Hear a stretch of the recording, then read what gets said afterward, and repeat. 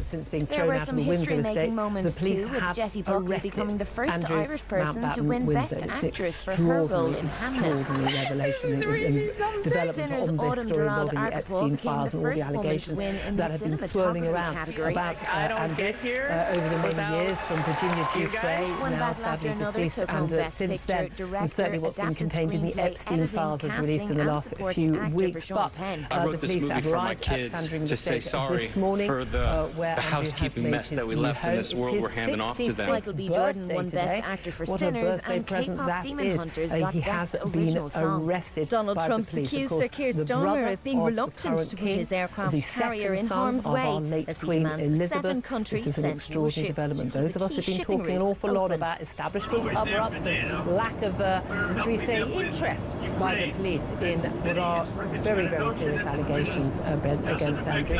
Perhaps pleased that that pressure has finally been put on the police, and they have done the job of actually looking into these issues seriously. Israel, the Must US bear in mind, and of Iran. course, that the Prince has not been financial charged with help any for crime at homes this using point, oil and he for their has heating always this morning. denied any Meanwhile, Dubai wrongdoing International in Airport's relation closed to after any a of the drone allegations tank. about It's him. triggered a We'll nearby give you fire. more on that. We'll A talk mother to you will about appear that in court later, charged throughout with the show, murdering but her I'm just being told that the 18-day-old arrest has been on daughter. suspicion of Police were called to a misconduct in residential public property in office. This, of course, Westminster on relates to Saturday those Epstein after file reports of allegations newborn and the had fallen documents from that, heights. if they are The true, University would of suggest Kent that he says had its campuses are is open, alleged but in-person passed on assessments are basically cancelled what was after a confidential meningitis government outbreak. information 2 people died. when he was And the in football, UK trade envoy for this country for 10 years to Jeffrey Epstein for Jeffrey Epstein's financial. The 16th of March, and you with Talk, of course, the home of common sense and the home of Alarm Clock Britain. I don't know what you're doing. I don't know how your weekend was. Mine wasn't great.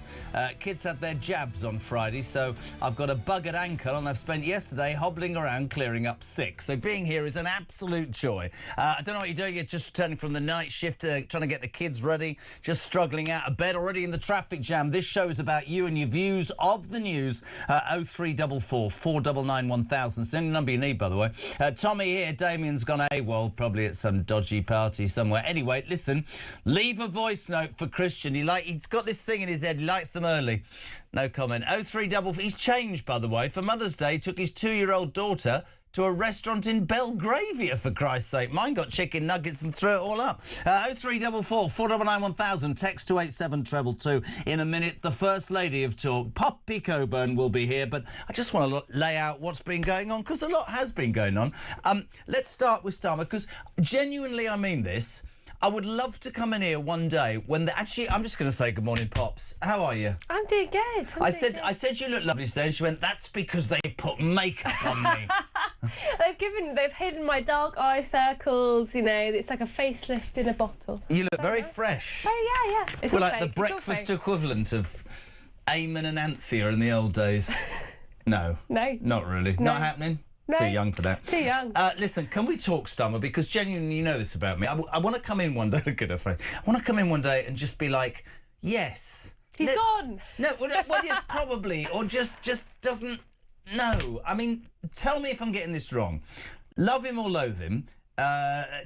Donald Trump, the Straits of Hormuz is this bit of waterway in the Middle East, and through that waterway goes all the boats with all the oil, right? And all the energy, the gas and everything that all of us in the world need to have to keep going, yeah? Iran are blockading it, and America yesterday said, we'd like to ask sort of a few of our allies, including the United Kingdom, to perhaps send warships to help reopen the Straits of Hormuz. Now, I understand we haven't got any, and in fact, the only one we've got, HMS Dragging Your Feet, is probably just passing the Isle of Wight because it left Portsmouth on Tuesday because it's that crap. But again, he said no. And yet at the same time, right, he said that he's going to have a press conference this morning where he's going to set out his government's support for energy bills. I want to ask you this, unless I'm missing the point, Poppy and the United Kingdom, why doesn't he just drill in the bloody North Sea and then we wouldn't have the energy bills we've got, right? That is spot on. I mean, look, Keir Starmer can't stop what Donald Trump wants to do with foreign policy, but it is your responsibility, if you are the leader of an independent country, to have an independent energy policy. Yeah. And this is what I find so frustrating about Keir Starmer, because Ed Miliband for the last week has been strutting around going, well, it looks like I was right all along, because fossil fuels are clearly so unreliable. A good thing we have our renewable energy. Now, of course, renewable energy is not enough to keep the lights on in this country, which we know very well. Every single winter now we have a question of whether or not we're going to have blackouts. Absolutely. Because of intermittency problems. We are not a very sunny country, so solar power doesn't work well, and wind power is just not a reliable form of energy production.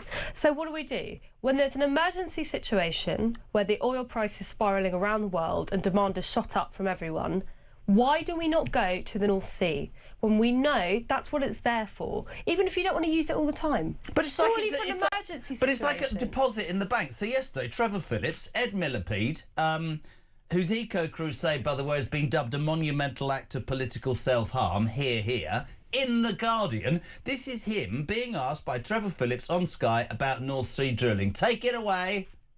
New drilling in the North Sea will not take a penny off people's bills. It's not just me. Just a second. It's not just me. It's not. It's not. It's not just. It's just. It's not. No, but it's which you're doing. No. But no. Hang on a minute. It's no. Hang on a minute. It's really important that we have this discussion because some people want to go around and pretend that if we drilled more, prices would go down. That is totally false. I don't believe the man, and I'm not even being rude because I don't understand if you've got a better idea than me. 0344 499 1000. If I owe 120 billion quid and I'm having to borrow that or pay interest on that, and I've got it somewhere in my house, that's what I do. He's lying. Well, all you have to do He's lying. Look to the Americans, OK? America, about a decade ago, decided it wanted to be energy independent because it had, obviously, these long-term plans for what it wanted to do against China and artificial intelligence. So what does it do? It starts fracking. It's got a lot of North Sea shale gas that it has easy access to within its own continental boundaries. And now it has energy that's basically too cheap to meter. Now, obviously, when there's an incident like what's happening in Iran, that's going to put the oil price up. That's going to have knock-on effects. But generally, America has very, very cheap energy, not just for consumers, but for industrial producers as well, which is why their economy is growing like gangbusters, and why ours is, I think in January we had, what was that, 0% growth? It didn't, nothing happened. It was as flat as a fart. Because we are losing our industries all the time. If they're high energy intensive, I mean, even Denbury pottery, that's gone down recently. It's really high energy intensive. It can't afford industrial energy costs. I'm not making it personal, but he is one of those people, Ed Miliband, you can't even have a discussion with. He is utterly convinced that spending £800 billion... The truth of the matter is, whoever you are, right, whether you agree with sending ships to the Strait of Hormuz, I actually do, because I think that waterway is very important. You might disagree, 0344 499 1000, but here's the thing, right? Here is the real thing. That ideology is false. Yeah. And you look at him being interviewed and you think, you're not even taking this, are you? The fact of the matter is, if you don't create enough energy, and we don't, right, with his wind farms, because it doesn't blow enough, you import it from another country and it costs more money. Or, if it does blow a lot, I've said this a lot, if it blows too much, guess what? We can't even store the bloody stuff. It's ludicrous. We should have made a decision years and years ago. But, I mean, look at this today. This morning, the PM will hold an emergency press conference where he'll set out support for energy bills with targeted support for pensioners and, wait for it, benefit claimants. Yeah. Good for the pensioners. Sorry, it does my head in. He knows as well as the rest of us that the way to get out of this problem is to harvest your own product, and he won't. They say to me, oh, it'll upset the friends of the earth. I couldn't give a toss. I care about people's bills. And by the way, where's Hannah Spencer and that green bunch of loonies? They don't say anything about drilling in the North Sea. They're too busy talking about trans issues. The stuff I find so concerning about this talk about bringing bills down is that it's classic Labour Party policy. With what they mean by bringing your bills down is lobbing a load of taxpayer cash at the problem and subsidising people temporarily instead of permanently bringing bills down by having energy security. I mean, look at France. They have nuclear energy. If you want to go down the green route, they're not suffering with energy shortages at the moment because they'd already planned for this situation. The real issue was 2012 when Nick Clegg decided that being in a coalition government was more important than sticking up for us in front of the Telegraph. Starmer refusing to send warships to the Straits of Hormuz. What do you make about that? Do you think he should? No. I mean, I really strongly don't think we should be sending any warships over there. You don't? The reason for that is that I do not think this war is well planned out. I don't really think the Americans know what they're doing. I mean, I think you can make an argument that we've been attacked and because we've been attacked now, we need to get involved. I personally am not in favour. I do not think this country is strong enough, stable enough, secure enough to survive a conflict like this. Oh, I don't think it is, but what does that tell you about our military? Exactly. I mean, the question is, what's the point of having warships if you don't send them over? Which I think is a valid criticism. Have we got any, apart from HMS dragging your feet? Well, functional ones. I mean, I had a conversation with someone who used to actually be in the Navy, and he said, we've got half. We've got half a warship. Half a boat? One is half functional, the other one's totally non-functional. So there you go. I'm not sure what you can do with half a ship. Apart from have it sink in the middle of the ocean on the way there. Embarrassing. Love to hear what you think. 0344 499 1000. Pete, good morning. This new energy bill help? Well, it's going to have to come out of somewhere. They're going to have to cut something else or put taxes up even more, aren't they, to cover this? And we all know that this energy bill help will only go to Starmer's voter demographic friends, the ones that he bends over backwards for, and not us ordinary British people. I mean, you can't disagree with him. Rogers in Wales, brave. I'm sorry, there must be some financial interest of either family or friends to stick a crazy net zero plan when our assets of gas and oil would only improve our economy, and they're in the North Sea. Sonia, Mad Miliband is utterly deluded. He's so blinded by his fanatical belief about renewable energies, he's allowing British people to suffer. He should be sacked. He can't be sacked. He's more powerful than the bloody Prime Minister. Morning, Poppy, and that sidekick JK, says Bill. He started. Reference Starmer saying no to Trump. It's not his decisions, it's Mad Miliband's. That's interesting. Now, you and I can disagree about the fact. I mean, I believe we should send a warship. You're saying no. But irrespective of all of that, energy prices are going through the bit. So that is the main, I mean, I can say that is one of the main stories today. We'd love to hear what your thoughts on that. Would you send warships? What was it, Ed Davey? Do you remember him? Oh, goodness. Ed Wood, Sir Ed Davey, the man dressed up in a leotard. Dancing clown. Yeah, dancing Egypt. He won 72 seats at the last election, which tells you something about the people that vote for the Liberal Democrats. He said we shouldn't be at Trump's beck and call. Now, I can see you might be part of that agreement. The thing is, we rely on America for so much, and the next time they want America to pay lots to NATO, or they want America to click their fingers, because you watch what will happen if he doesn't send a warship, there'll be a trade tariff. The other thing, and we've got some amazing piece of work here from Samara Gill, our breakfast presenter. It was the breakfast reporter. The Al-Quds hate rally in London. We were talking about this last week. A week ago, the Home Secretary said, no, it's a hate march, pro-Palestinian, anti-Jewish, anti-Semitic, disgusting, ban it. By Wednesday, we were told she couldn't because they were going to stand still. And apparently, if you stand still, that's not a rally. I'm going to give you a little snifter of what Samara showed us yesterday. But basically, there were demonstrators brandishing placards declaring boom, boom, Tel Aviv. And that vile, horrible, disgusting human being, Bob Villan, repeated his controversial Glastonbury chant of death, death to the IDF. Samara, what you got? I agree. Israel. I'm gonna report it. Because I'm gonna report it as an evidence.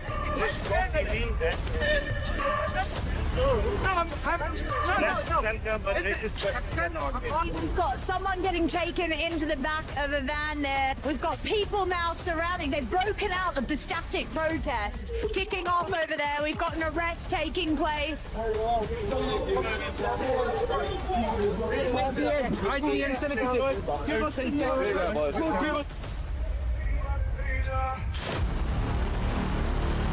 Excuse me.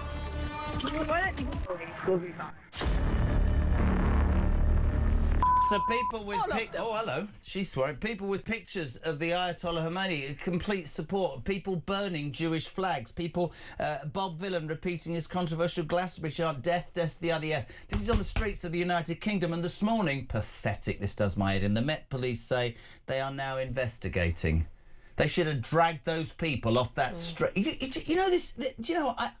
Samara, we're here at 7:20, right?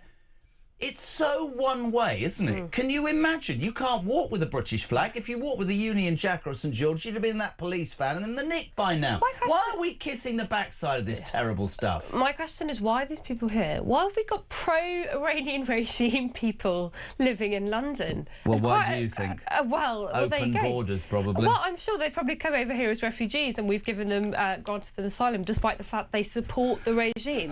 So God knows why they've actually managed to come. And if you, it's a bit like Miliband, if you said to one of those people, what, so you support a man that kills 30,000 of his own people, that sponsors terrorism, do you want to go to Manchester, and I'll keep saying this, and talk to the parents whose kids were blown to smithereens by the regime financing bombers? What would you say? And they go, oh, and they're allowed to be anti-Semitic on our streets. Yeah, well, and actually the anti-Semitism stuff is very important.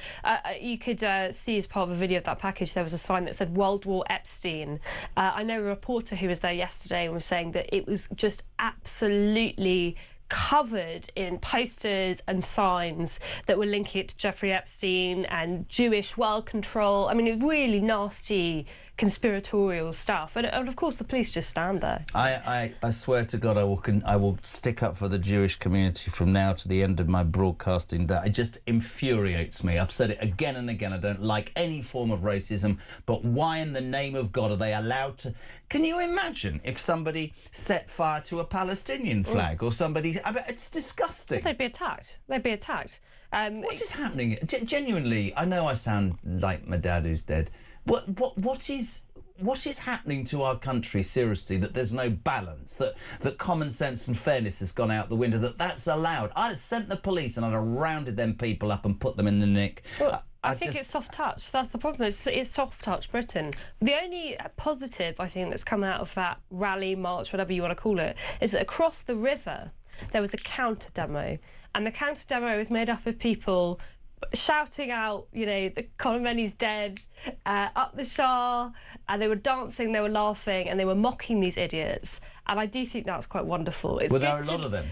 Many more than people who are actually at the Al-Quds Day march. And they'll all be labelled far right. I'm sure they will. I'm sure they will. And they were saying, like, thank you, Israel. You know, it was everything that these people did not want to hear. And I just think that was wonderful. I think the Sun's got this absolutely... listen, yeah. Thousands join London demo for the Ayatollahs, page 4 and 5 of the Sun. Iran's useful idiots. MP savage pro-Mullah mob. Deaf to the IDF chance villain. Explain to me why that Bob Villain hasn't been arrested right now. When somebody... Lucy Connolly can be arrested for words that I didn't agree with. 6 armed police arrived. Why isn't that piece of scum taken off the streets? My favourite is when the police said that they were dropping the investigation because there was a lack of evidence. He was on the Glastonbury stage. Was left for 5 hours streaming on BBC, honestly. I think he was seen by about 1 million people. There was a lack of evidence. Could you not talk to some people in the crowd and ask them what he said? See, you're waking up to myself and Poppy Coburn, which is a thought. Now, 0344 499 1000. First of all, Trump says, send me some warships to clear the Straits of Hormuz. I think yes, Poppy says no, but that's not the point. On the basis of the fact that this is going to destroy oil prices and ruin your energy bills, no, we're not going to do that. We're not going to... Starmer's not having that. He's going to have a press conference this morning where he's going to help set out support for pensioners, very good, and benefit claimants. Quite where he's going to get the money from when he's got a net zero secretary in Ed Miliband who's... Even The Guardian said his eco-crusade is a monumental act of political self-harm. He's not interested. He's not interested at all. We've got 120,000 trillion billion quid's worth of oil and gas under the North Sea, but we're not going to drill because it might upset the friends of the earth or a few fish. Yeah. Honestly... that's beyond me. I'd love to know what you think about that. Lee, good morning. Morning, Poppy. Morning, Jesse. Lee and his fan from Scarborough, veteran. Oh, my God. What is that man on? Ed Millipede. Which planet did he land on? Drill, baby, drill. Let's get it out. For God's sake, somebody use the common sense. Great show, Jesse. Great show, Poppy. Carry on. To me, right, he's right. Yeah. Common sense would say, I'm going to use an asset I've got to make sure that the people in my country aren't being screwed by large bills. Well, of course, because the #1 role and responsibility if you're a minister of this country should be to the people of the country, not to ideology, not to your friends who are activists. Yeah. It should be to people in this country. And I'll remind people as well, Liz Truss, what actually brought down Liz Truss? Spiralling energy bills. Yeah. I'm not saying it was necessarily her fault, OK? She was only in there for about a week. 46 days. We've survived on this show longer than that. But the reason she spooked the markets is because she tried to subsidise high energy bills, and it didn't work because the market said, you haven't got the money for it. Well, that's even more true now. So if the government does try and subsidise energy bills instead of, I don't know, increasing supply and bringing them down organically without having to take taxpayer money and shoving it in a hole, then maybe we wouldn't have this problem. I'm very proud to have got my grandson. My grandson is... I used to be married to his grandmother, obviously, and we're mates, but I'm very proud of the fact that he went in and said, "Drill, baby, drill," which drove at school. Which drove everybody nuts. Steve in Northants, we should send warships to help police the Straits of Hormuz. Patently obvious. He thinks that. Other people don't. Susan, morning, Jess. And Pops, Norway, drill for oil in the North Sea. Are we supposed to believe that they don't use any of it for their own people? Of course not. If Miliband had the will, it could be used for Britain. Why do they insist? Why do these politicians insist on thinking we're stupid? Morning to Joanna in Salisbury. Jez, Pops, I can see what Miliband says, that world prices will determine how much we pay for oil, but we have some on tap instead of panicking and saying we haven't got any. Mike, morning you two. Oil is not only used for fuel but also fertiliser, plastics, pharmaceuticals and thousands of other products. Mike in Newcastle. Tim Holman, good morning Tim. What happened to GB Energy? Another total waste of money. Tim in Taunton. Do you remember GB Energy? I do remember. It doesn't exist. Well, yeah, but there's a bloke called Jürgen on 400 grand a year that ran it. We haven't heard from Jürgen. Where is Jürgen and GB Energy? Well, it reminds me of NHS England. If there's anything that's got the country's name in it, you know it's going to be rubbish. Yeah, GB Energy was supposed to be the day one plan that Labour instituted that was going to bring all our energy bills down. Well, last time I checked, they haven't actually managed to do anything. Have they been set up? Yeah, it's been set up. It's an organisation, but for what it actually does, I cannot tell you. Mark's very good on the buttons. He said we've all been set up by this government, which is absolutely true. I do think, though, and I know maybe there is a way out of today. Christian, I hadn't thought about this till we came on air. Maybe today isn't about trying to destroy Keir Starmer. Maybe it's about telling people the truth repeatedly, what a complete and utter lying idiot Ed Miliband is. He's dangerous. He is a seriously dangerous man. You know, I've been saying this for months now. He is much more competent than Keir Starmer is. He is loved by people within the Labour Party. I believe that he will be our Prime Minister. No! I do. I really do. Breaking news. Breaking news at 6:22. We found a clip. Jürgen, Jürgen Mayer is head of GB Energy. Why did I say that? We don't know where it's based. We don't know if it exists. We know he's getting 400 grand a year. This was him. I don't even know where this came from. Last year, talking about energy bills. Take it away, Jürgen. It will help bring energy prices down. When? Well, it's a matter for government and policy to decide. But as the boss of this and as someone who is driving forward the ambition of the government, you surely have an idea in your head of when that central pledge to the people of reducing their bills by £300 will come into action. It is not in the remit of Great British Energy to work out exactly how that energy costing gets through to the consumer. Sorry. So we're going to set up GB Energy, which is going to make your bills cheaper. But it is not, I'm not going to do it, it is not in the remit of GB Energy to tell you how we're going to make your bills. Because you haven't got a clue, have you? This is... Look, the last thing this country needs is more arm's-length, semi-independent bodies that just take salaries from the taxpayer and provide nothing of use. I mean, seriously, nothing of use at all. The only way we're going to get energy bills down is to do exactly the opposite of what the Labour Party wants, which is to work with private companies to drill, baby, drill. Absolutely. That's it. No other way. Talking of Ed Miliband, the most dangerous man we reckon in politics. Morning, Matty. Good morning, Poppy and Jezza. Matt in Warrington loading a van. I seen that Ed Miliband on telly yesterday. Why don't they just put him back on Wallace and Gromit? Because that's the only thing he's good at. Okay? He's absolute idiot. He's so deluded. I pay a lot of money to get in his condition. And then now we're being asked to support in the Straits, whether you agree with it or not. We should support, but hey-ho, we've got no ships that'll run. Our aircraft carriers, I think there's only one out of the two working. The other one's got no planes, got no staff, got no fuel. It's embarrassing. I'm embarrassed to be British. I'm embarrassed to this government. I'm embarrassed that we can't supply our own oil when we've got our own oil fields because of sloopy Labour government and Green parties. I'm sick of it. Every day is something else. Anyway, carry on. Great show. Bye.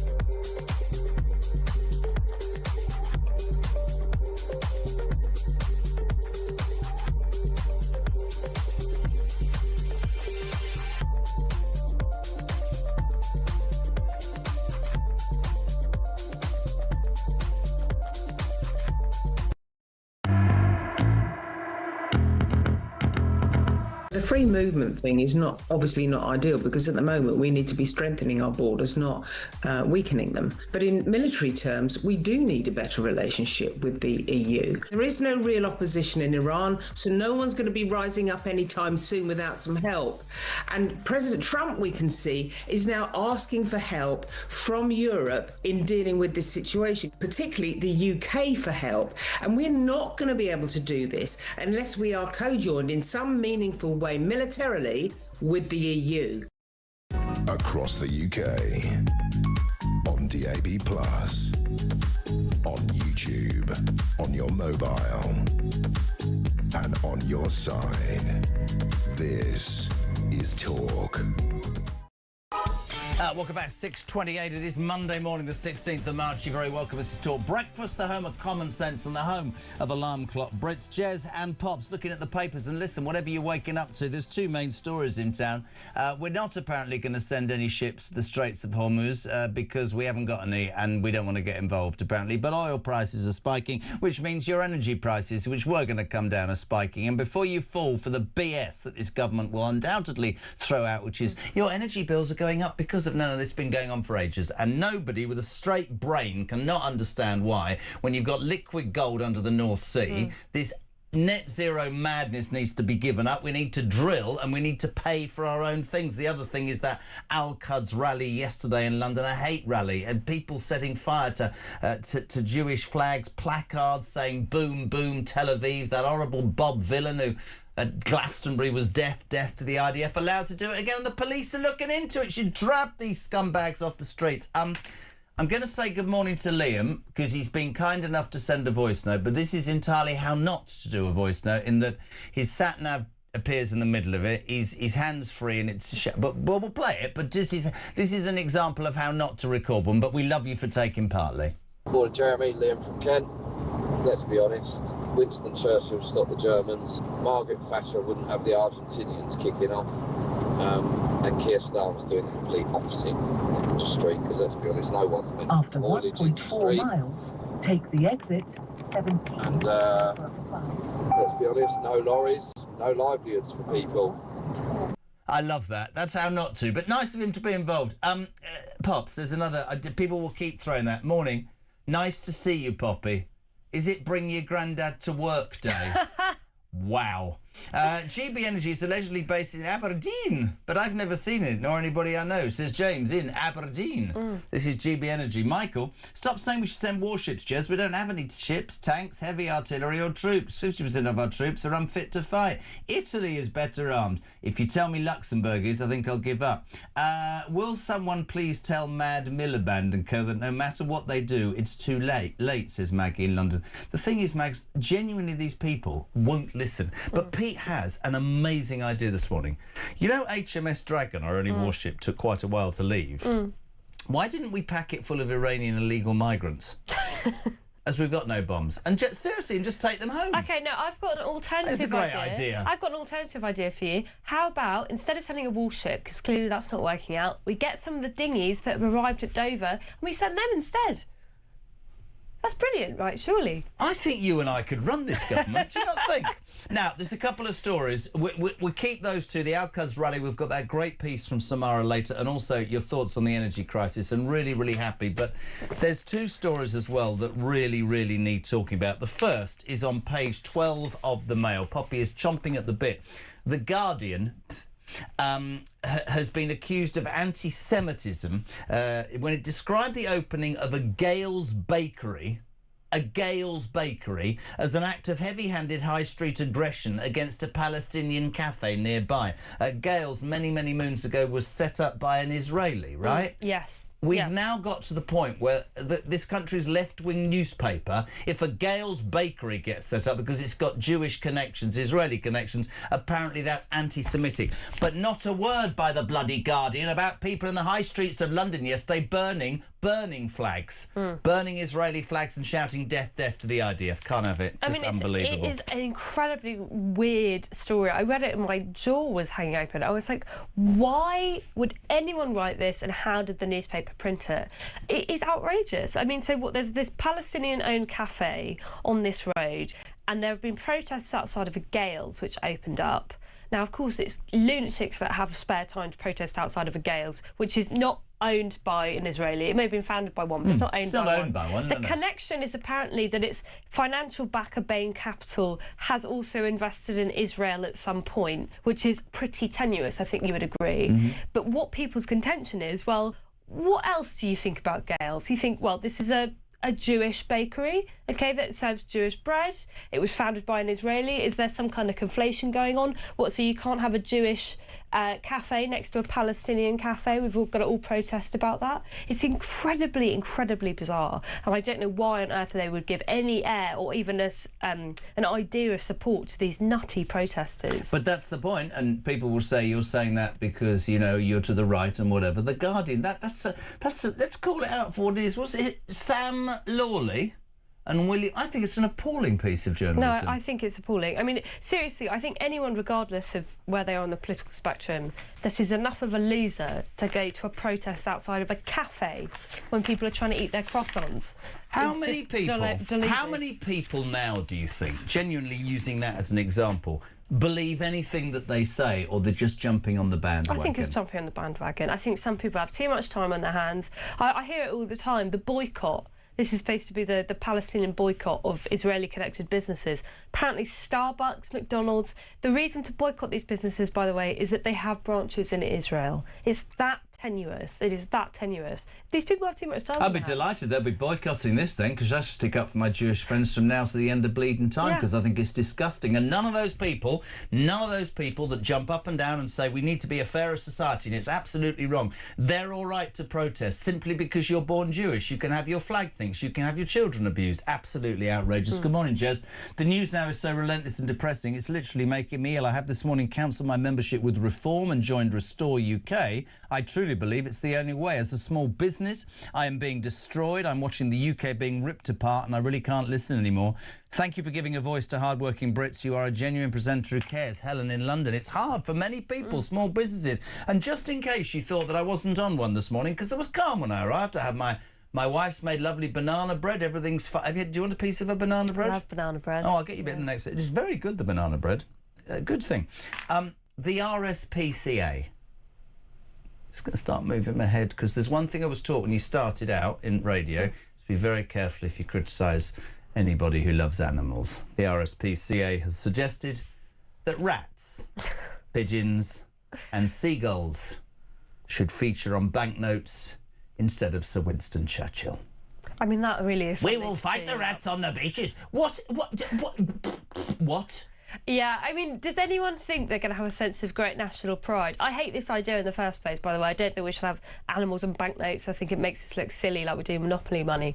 But of all the animals to have, I wouldn't mind maybe a lion, you know, a lion and the unicorn. No, you can't, because that would be racist, because that would be the sign of Great Britain. Fat, powerful. We should be apologists. We should be a little rat, like a little stinky, gross rat with a long tail. Apparently. I would just have a rat with Starmer's head on it. Well, that would be quite funny, to be fair. This is all about, apparently, Winston... My 22-year-old said this to me. You don't understand. At university, we all know that Sir Winston Churchill was a racist. And I get really angry and say, you'd be German, and then we don't talk for a week. Yeah, well, I was going to say, you should have seen the guy he was fighting against if you want to talk about racism. It's just extraordinary, isn't it? So, what should we have on our banknotes? I mean, what's wrong with Sir Winston Churchill? What's wrong with... I don't understand. Look, I accept that what we do with banknotes is that we change out national heroes. That we used to have Shakespeare on a banknote, and I think he got filtered out and replaced with someone like Winston Churchill. Fine. I don't mind having great British heroes on our banknotes. I think it's good. I think it educates people. I don't think it should be political. Roland Rat's just been pointed out to me was the national hero. Is that why we're doing rats? No, real national heroes as opposed to cartoon animals or puppets, etc. And what do seagulls do apart from nick your bacon roll and on your head? No one's ever been inspired by a seagull. They might have been inspired maybe just to throw dumped on by a seagull. Yeah. Have you ever been pooed on by a seagull? I have. Yeah. I have. Yeah. Who hasn't? Lucky. It happened to me when I was a boy. My mother said, that's very good luck. I thought, you try wiping this stuff out your hair. It happened to me when I was young as well. It happened to me at school. I cried my eyes out. It was very embarrassing. Why was there a seagull at school? Because we were outside in the playground. It wasn't in the building. We were by the seaside? Yeah, I grew up in Malden, in Essex. Oh, that's lovely. This is stories we're learning. Yeah. Should we do a thing this morning? What do you think should be on the banknote? If it's not Winston Churchill, should it be a rat? What is the RSPCA? Have they gone all woke as well? Is it not woke? Is it just madness? I don't think I'm going to like rats anymore if I see one on a banknote, to be honest with you. I'm not sure that's going to make me feel any friendlier towards if I see a rat running through the streets of London. What, next to cockroach? I mean, that's just bloody ludicrous, isn't it? I don't know. Let's put a monkey on. Can't say that. The whole thing is utterly ludicrous. The RSPCA, rats, pigeons and seagulls should replace Winston Churchill. We'd like your suggestions. 87222. I think Poppy should go on the front. Cindy, good morning. Good morning, Jeremy. Good morning, Poppy. It's Cindy in Michigan. What is going on? You need energy. Drill, baby, drill. Ed Miliband needs to be banned or just, I don't know, taken away somewhere. Anyway, I hope that you both have a lovely day. Great show, Jeremy.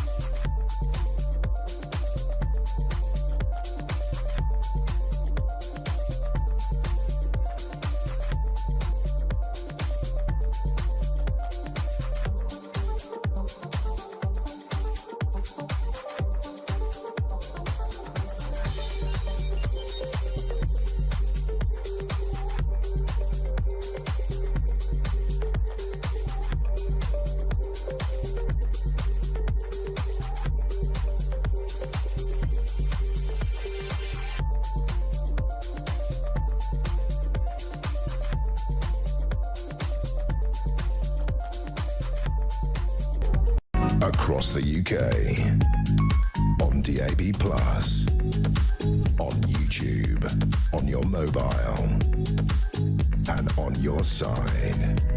This is Talk.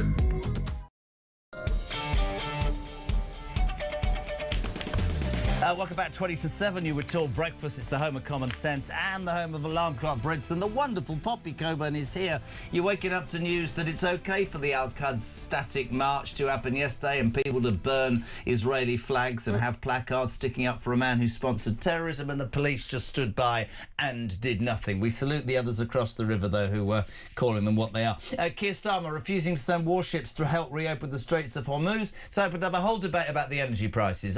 This government came to power saying we are going to drop your bills by £300. Like all their other promises that turned out not to be true. It's not true at all, is it? You're also waking up to the news. Well, Ed Miliband, nut job supreme, his eco crusade. This is by The Guardian. It's the only good Guardian thing that's ever been written. It's been dubbed a monumental act of political self-harm. You're also waking up to the news that the RSPCA has said that rats, pigeons and seagulls would be more preferable on the front of a banknote than the late, great Sir Winston Churchill. Morning, Rich. Morning, Jezza. Just tuned in to hear they're putting rats on banknotes. If I've got to pay for something and look at Starmer's face, mate, all I can say is bring on digital currency. I think he's just tuned in and thought that when I said rats, it means Sir Keir Starmer. No, mate. The RSPCA, well, it could be a rat with his head. That's genuinely what the RSPCA want. Yeah. Yeah. You're not happy about this? No, I'm sorry, it's pathetic. What do people think when they come to the UK when they try and pay for something with their British money and they look down and they see a rat or a seagull? They think we've lost our minds. They think we've gone completely cuckoo. Brilliant. So, Jess, we have nothing to offer Trump to defend the oil tankers, says Keith. Could you imagine what would have happened if this idiot was in charge when Argentina invaded the Falklands? But I will say, and this is not defending Starmer, this is having a go at the last 20 years of governments. Everybody's cut defence to the fact that we've got nothing. But he doesn't want to do that. That's his business. Paul Wilson or Willison. Morning, Pops, and sorry I've forgotten. It's nice, isn't it? I wouldn't even line a rabbit hutch with the Guardian. Absolute tripe. Darren Pollen. What a name. Do you think he... No. Don't even go there. He's got Del Boy on the front of the £50 note. No? That's pretty good. That's not bad. Yeah, that's much better than a pigeon.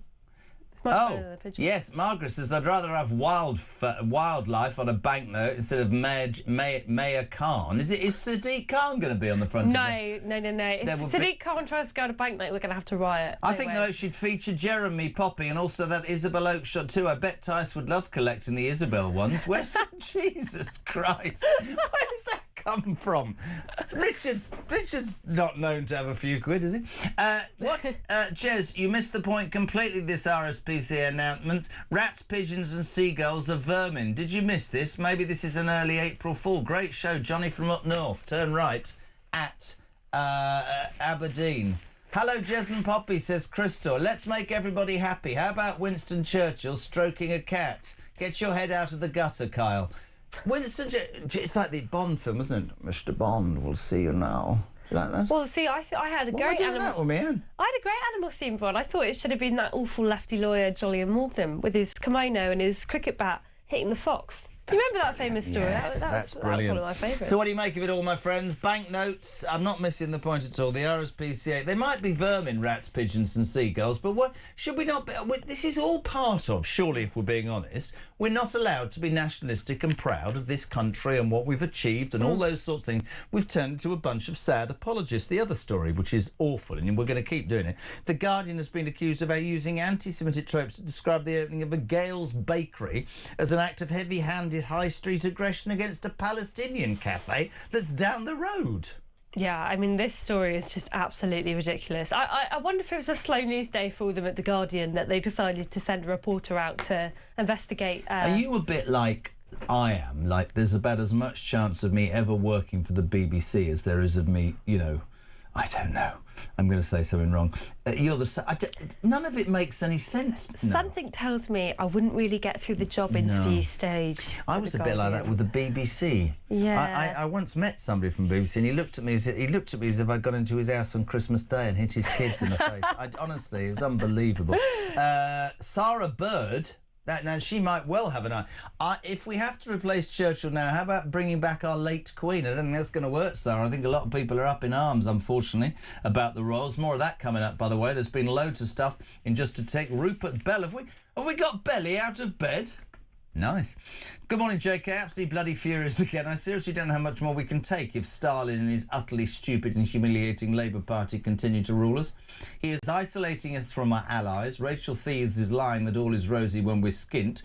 Crazy bacon butty muncher Milliprat is bankrupting us with pointless and bonkers net zero idiocy. The list goes on and on. Shawning Gloucester's not... I like that. Crazy bacon butty muncher Milliprat. That is brilliant. That is got to be the best nickname. I don't think you can top that one. I think people might think, what are we talking about? Years ago when he was the leader of the Labour Party and he was running a general election campaign, he stopped in a cafe and he tried to eat a bacon sandwich. Have we got the picture of him? We'll do it somewhere. It's absolutely unbelievable. It's like fantastic. It's gone up both nostrils and he's missed his mouth. It's utterly unbelievable. It's like watching a Martian who's come to the Earth for the first time trying to eat a sandwich. It is absolutely like a thing. Hold on a second. Sorry, I have to say, bless her, little Rissy wasn't well overnight, and Vic's just letting me know she's taking to the doctors. She had her jabs. I hope you're all right, sweetheart. And you, Ollie Bolly. Good morning, Douglas. Morning, Jezza and Poppy. This is Dougie from Bognor. I think this Miliband is a really clever person. I think what he's saying about renewable energy, a lot of it is an act. It keeps his job. He probably will be our next Prime Minister, and God forbid. If he was serious about renewable energy, he would actually build the infrastructure to store and move the energy around the country. It's all very well putting up windmills, but you've got to have the storage, etc. Anyway, have a great day. Cheers.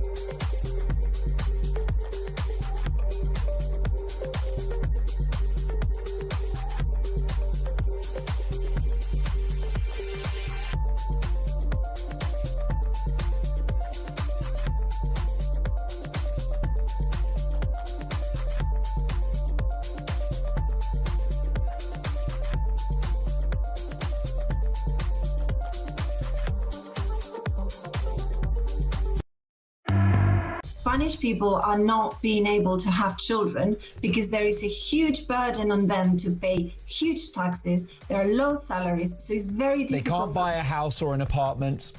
Absolutely. This population that is coming in, they're taking over the welfare system. So housing goes to them, they have priority for benefits. Just last week, there was a royal decree that came out where anyone, legal or illegal, will be able to enjoy free healthcare. Across the UK, on DAB+, on YouTube, on your mobile, and on your side. This is Talk. Welcome back, Alarm Clock Brits. What I love about your involvement in this show is we can talk about the Straits of Hormuz, we can talk about energy, we can talk about the problems yesterday with the Al-Quds rally, but your brains have been focused on the news that the RSPCA, God rest them, nearly, has said that rats, pigeons and seagulls should feature on the front of banknotes instead of Sir Winston Churchill. Morning, Casa. Good morning, Jezza, and good morning, Poppy. Did you know that pigeons got most medals for animals in World War One and Two? So does she need some throat lozenges or something, or is she just... that's either 40 senior service in a bottle of whiskey, or she's got a cold. She's got a good point, though. That is true. I completely forgot pigeons were used during the World War. For what? I think they were sending covert messages. Right, OK. It's before Snapchat. We're going to go to a man who's got more... We're going to go to a man who's got more headlines, more labels, more titles than anybody else at Talk. Last week, he was Talk Sports Racing ambassador. His brother, of course, a famous racehorse in training. He hasn't achieved too much. Today, he's Talk's royal editor, but he's also a military man. Belly, good morning. Rupert Bell. Good morning. I can tell you how important pigeons were in the Second World War. Because when my grandfather was head of the MI6, occasionally he would go home to his house in Wiltshire, and he had various communications things. And at this house, there is still the pigeon coop that was used so that if there a breakdown in messages between London and Wiltshire, pigeons would fly to his house. Brilliant. Sorry, can I just... I'm slightly thrown off by the fact that you look like... Are you dead? Because I feel like I'm speaking I'll tell you. You look like you're a ghost, man. He's that pale. He's dead. Well, I'll tell you what it is. The sun is beating in through my window and my lighting arrangements are not up to speed. So I can rest assured that I'm not dead. You may wish me, but... No, I never would. I was just thinking to myself, yet another example of how you failed so miserably in your life. Your grandfather ran MI6. Your son's a broadcasting legend on television. Your brother is the Queen's Royal Horse Trainer, and you're talking to me at 7:15. How are you, mate? Well, coughing. Let's talk royals. I mean, I picked up on this story literally to Christian sort of Saturday. Yeah. Big thing in the Daily Mail that Queen Camilla told her friends, or a friend, when Harry started dating that vile woman, Meghan Markle, that she'd brainwashed Harry. This is what is said in a new book by Tom Bauer, who's going to be on the show later this week. I don't think that is probably anything different than most of us believe, is it? I think it's confirming what all the rumours that are out there. It's yet another. There were a lot of people who were aware that Harry many people thought Harry was not suitable for Meghan or vice versa. And because, as William said, that it was moving too fast, didn't give it time, and people were very suspicious of what was going on here. And Camilla, I think, is just in this book verbalizing what many people think. And Harry's lost many of his friends because she wanted to control everything about his life. And I think that's the problem. It's only confirmation of what we've heard over the years about what people of Harry's circles of friends. And that's why he cuts quite a lonely figure when you think he's in California. I hear his friends are not overly welcome to go and stay there. He's got a small group of, well, maybe her friends. But when you think there's quite a large expat community in California of Brits, of maybe reasonably similar backgrounds, no one's going to be like a prince, but you know what I mean. Yeah. They don't even get in touch with him because there is a strong expatriate community, British community over there. And I know for a fact that they don't reach out to him, and we vice versa, because she's got total control over him. I mean, I said this from day one. I used the word something whipped. I think this is a spot-on story, and I think it's only going to end one way. Just also, I mean, to be honest, Andrew Loney, I saw you on another show as well talking about this, that this whole Andrew Mountbatten-Windsor thing, which just gets worse and worse by the day, rightly has sort of involved Fergie, but the daughters are also because I haven't spoken to you about this. I missed you last week at Cheltenham, but I remember initially when this story broke saying, you know, what a vile woman Fergie is, taking her daughters to see Epstein in New York when they were 6 and 8. They were 18 and 20, and a lot is being said now that they are as implicated as their parents. Apparently, according to insiders, Beatrice can't stop crying and Eugenie has her head in the sand. And the King, you might know more about this, is quietly distancing himself from Andrew's highly strung daughters, and things, we're told, could get a lot worse for them. Well, yes, and their parents' actions, they've been drawn into this. And if you think about it, Fergie encouraged them to go there. So, but why didn't they say no at 20, Belly? You'd know if somebody was a convicted paedophile, you wouldn't go. It's quite, yes. Most of us would think, well, what the heck's going on here? But, you know, maybe there was pressure from mum or whatever, you know, because if you read those emails, she was desperate. Yeah. And it was almost like her children were a means to an end in this case. So there is I have a degree of sympathy, but, you know, they can't, it's the parents who've made the mistakes ultimately. If they've been drawn into it, it's going to be very difficult for the King to completely distance them from themselves, but it will be for them. That's Beatrice and Eugenie. Well, very hard on them, but it's as a result of their parents' actions. Well, Loney will say that they've had money, they've used contacts in the Middle East, and that they are implicated. I don't know. Just quickly, because I'd love more time with you, but page 9 of the Mail today saying this proposed state visit by the King to America is becoming more and more problematic. Can you give us anything else on that, Belly?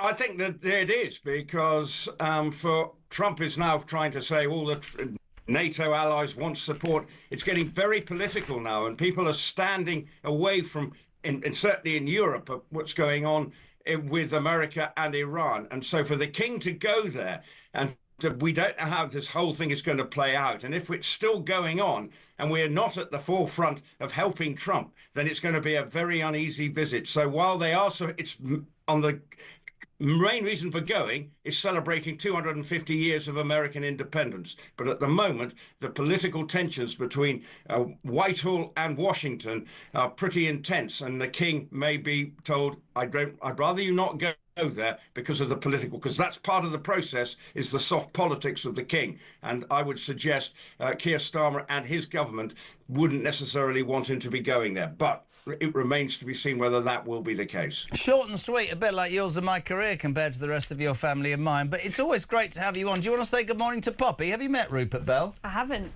Rupert, what would you put on the front of a banknote? Because this man says, Neil, rather than having rats on our banknotes or Churchill, what about a true English rose, Poppy? Oh, my goodness. He's obviously deranged. What would you put on the front of it? You're an ex-military man. What would you do? Well, something to do with Britain. Shakespeare might be a good start. I don't know whether he already is, but I live near Stratford-upon-Avon. He used to be in the 90s. Yeah. Belly, you're a legend. Thank you very much indeed. Rupert Bell, Talks, royal correspondent. So, couple of minutes just to get in.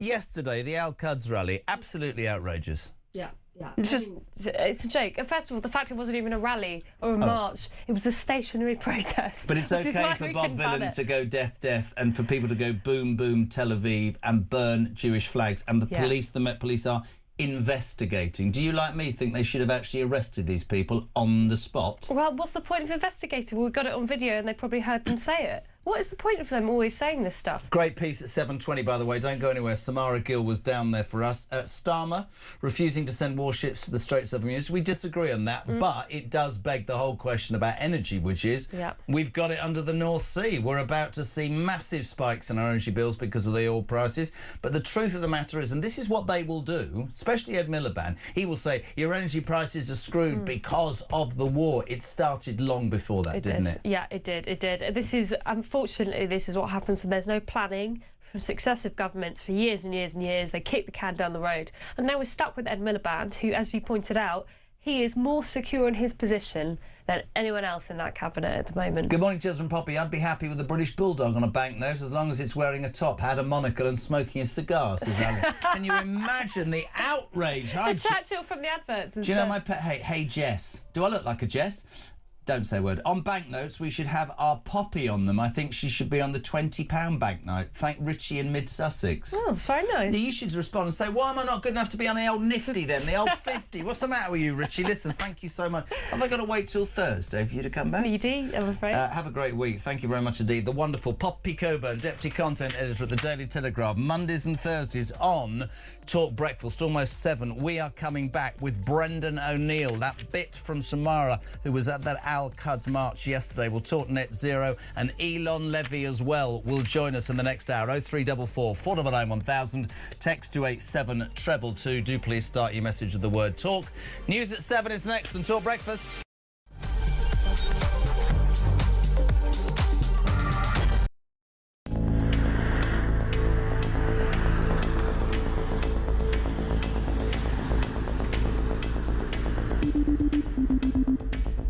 Fancy returning to the front line as Foreign Secretary? I am going to return. I am going to return. To the people from whence I came. Hello, I'm Peter Mandelson, and I'm proud to serve as His Majesty's British Ambassador to the United States of America. I feel a tremendous sense, a profound sense of sympathy for those people, those women who suffered as a result of his behaviour and his illegal criminal activities. And secondly, I regret very, very deeply indeed carrying on that association with him for far longer than I should have done. The Ambassador has repeatedly expressed his deep regret for his association with him. He's right to do so. I have confidence in him, and he's playing an important role in the UK-US relationship. Mandy's out 4 decades and 3 scandals, or 3 that we know about. Guess what? Number 10 knew all about it. They knew that he lived in Jeffrey Epstein's flat. Mandelson resigned from the Labour Party late last night over the allegations of $75,000 set of payments to him from Epstein while he was business secretary, $10,000 to his now husband, a photo of him in his pants. This isn't just bad form. There are strong arguments here for him to be facing investigation over misconduct in public office. I knew of his association with Epstein, but had I known then what I know now, I'd have never appointed him. Breaking news that Lord Mandelson, Peter Mandelson, has now been arrested. So Mandy and Andy have now both had their collars felt. This is the establishment, the British establishment on trial. Came to us around about 5 o'clock when we learned that we saw footage of Peter Mandelson being led out of his London home in very exclusive Regent's Park by 3 coppers. Now we have all these allegations, we have all the documentation related to those allegations, which Downing Street is being forced to put out. The first tranche of it will be early next month.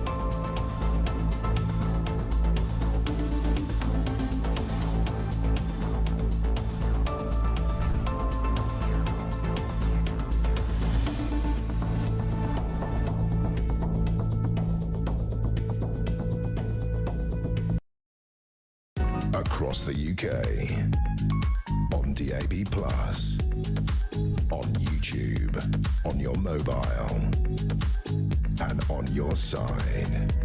This is Talk.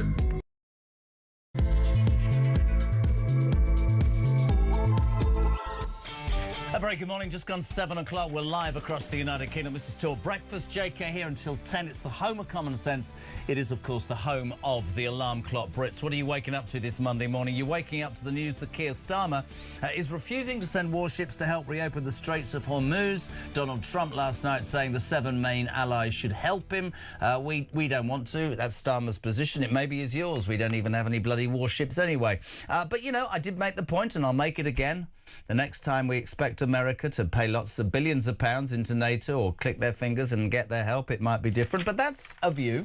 What this has caused, though, is a massive debate about energy costs and the situation with energy, because this morning Keir Starmer's going to hold a press conference, an emergency press conference, where he's going to set out how his government is going to support energy bill costs for pensioners and, wait for it, benefit claimants. So if you're a hard-working Brit who pays your tax and doesn't get jack, your energy bills are going to go up. And before this government tell you that this is ultimately all about the situation in the Middle East, it started long before that. They said they'd drop your bills by 300 quid. They brought in net zero madness under Millipede. By the way, which is his crusade, even by The Guardian, dubbed today as a monumental act of political self-harm. He will not listen. We have got liquid gold in the North Sea, gas and oil, which would rid us of our debt and make sure that your energy bills go down. But this mad idiot, watched him yesterday on Trevor Phillips, he genuinely believes what he's saying. But I'm telling you, I think he's a liar. Watch this.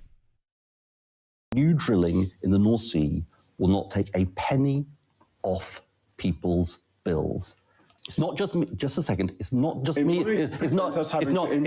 Oil and gas. It's not. No, but it's which you're doing. No. But no. Hang on a minute. It's no. Hang on a minute. It's really important that we have this discussion because some people want to go around and pretend that if we drilled more, prices would go down. That is totally false.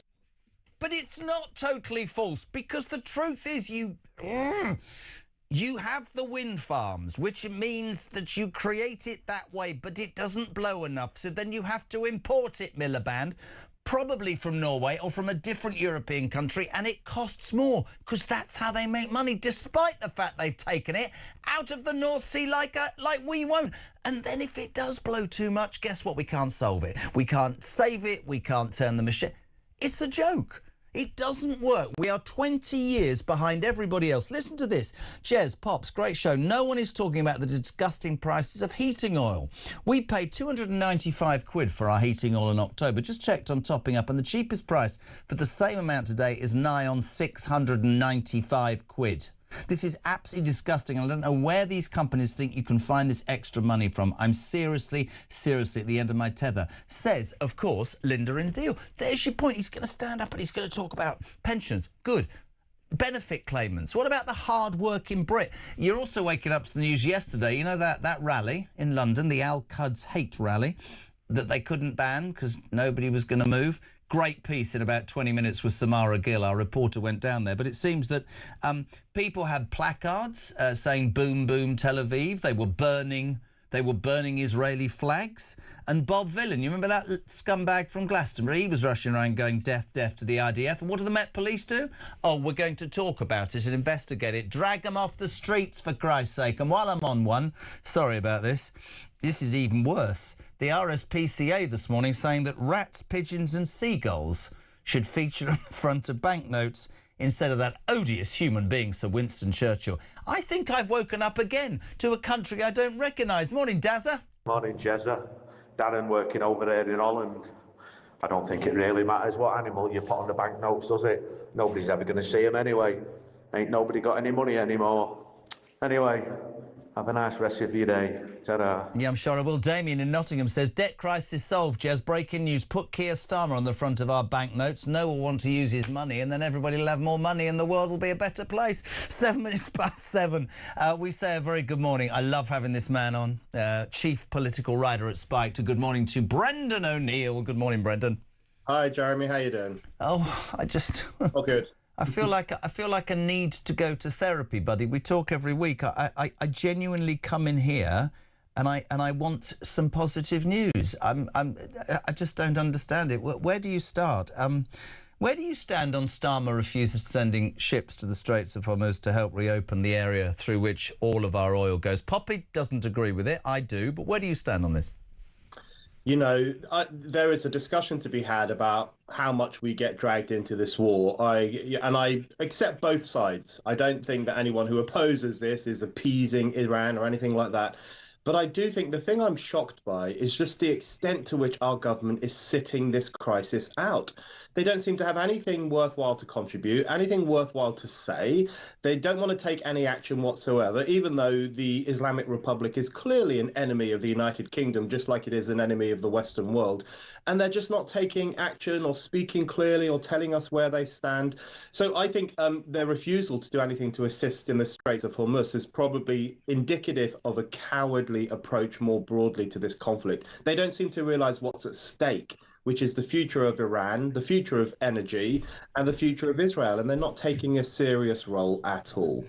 If you then turn that on the energy crisis in this country, you and I both remember, because we talked about it, that one of Labour's many things that they said in their manifesto was that they would lower energy bills by £300. I think there was a situation a few weeks ago where he put out a tweet, didn't he, on X, Keir Starmer, saying, your bills are £70 cheap. They're not. They're actually more expensive. I mean, this has been proven. He was told that he was lying.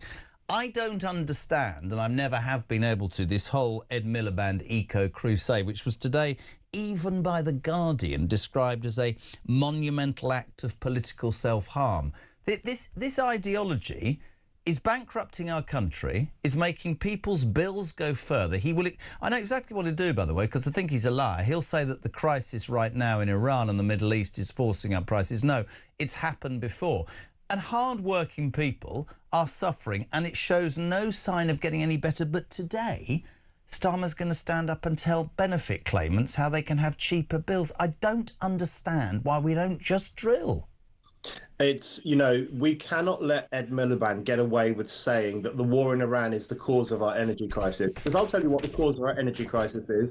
Ed Miliband and the entire cult of net zero that he is a very keen follower of. That is what has destroyed our domestic energy production. That is what is making our bills go through the roof. That is the reason we can't produce at home, even though we've got all this stuff in our sea, under our earth, that we could be digging up and exploiting and using for the benefit of the British people. But because of this posh death cult called net zero, we don't do any of that. And that leaves the country far more exposed to global shocks like the Iran war, because we are not independent energy-wise. We are dependent on other countries because we've screwed over our own resources by leaving them in the ground. So we can't let Ed Miliband get away with pontificating about what's happening in Iran. He is the cause of what's going on in Britain. You just said a really interesting line there. Our natural resources are in the ground. And without wanting to sound too exasperated, I keep using this analogy, and you'd know more than me.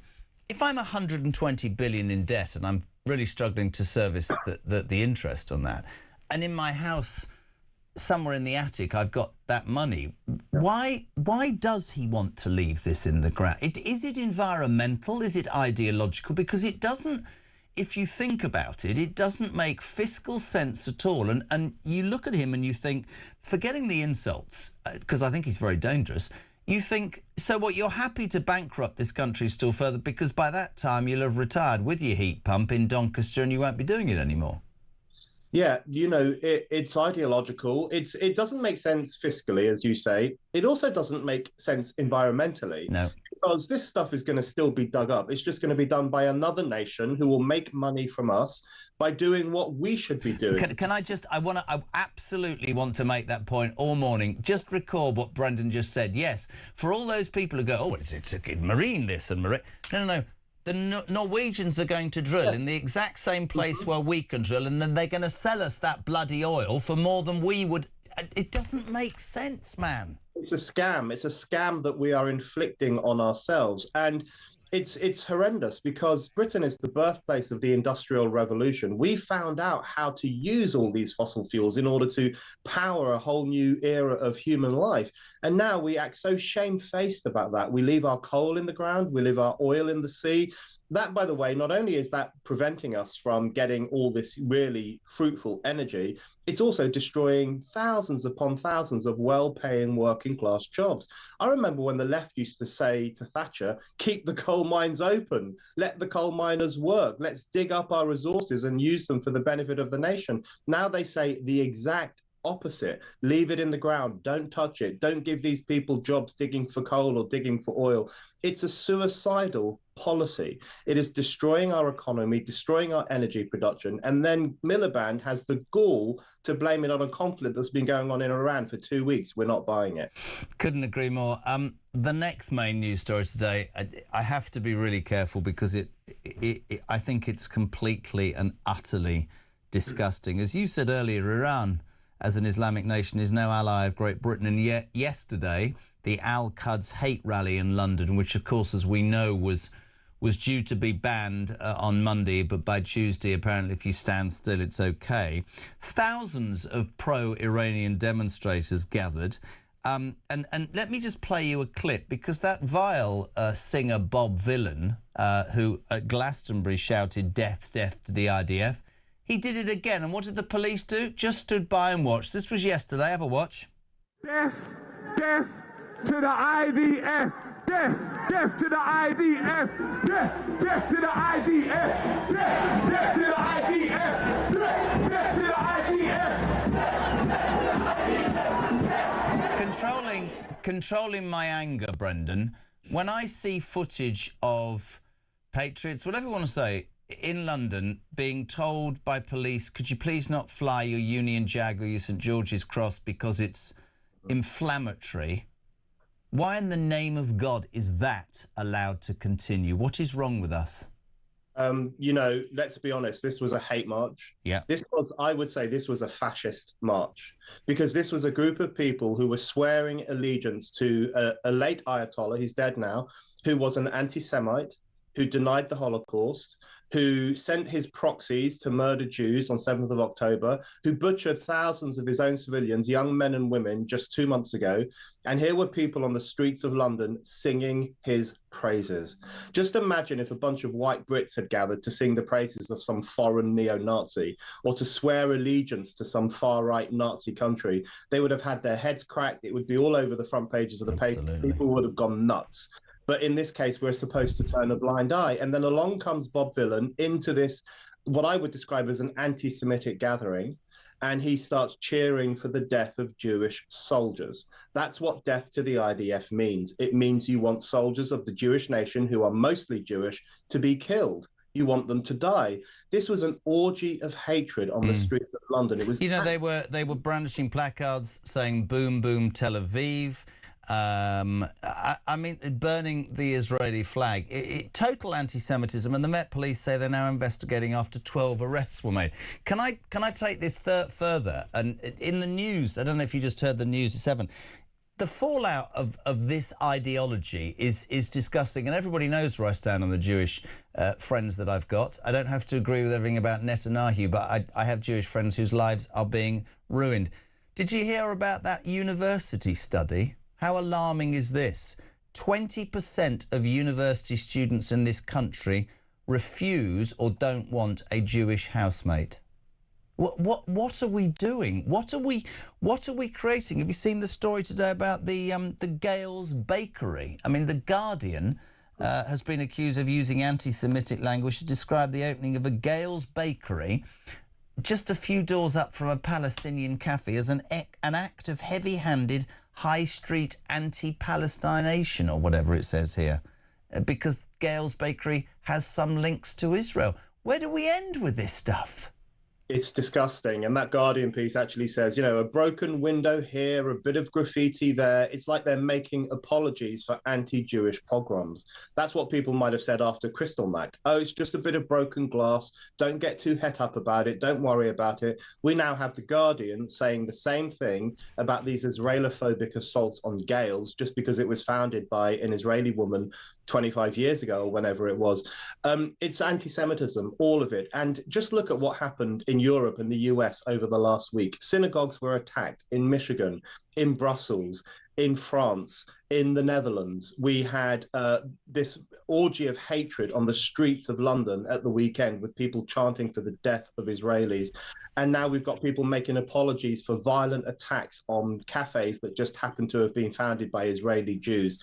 We are living through a very dark period. And I would say to the left, if you've ever wondered what you would have been doing in Germany in 1933, just look at what you're doing now, because that's what you would be doing. You would be lining up with the Jew haters, you would be making excuses for anti-Jewish violence. That's where they stand now, and it's really disgusting. It's beyond disgusting, and it will continue to be called out on this station and on this show. I completely understand that there are those who don't agree with Israel's policies in terms of maybe Gaza and certain approach, although I would respectfully suggest the only democratically elected government in the Middle East is Israel.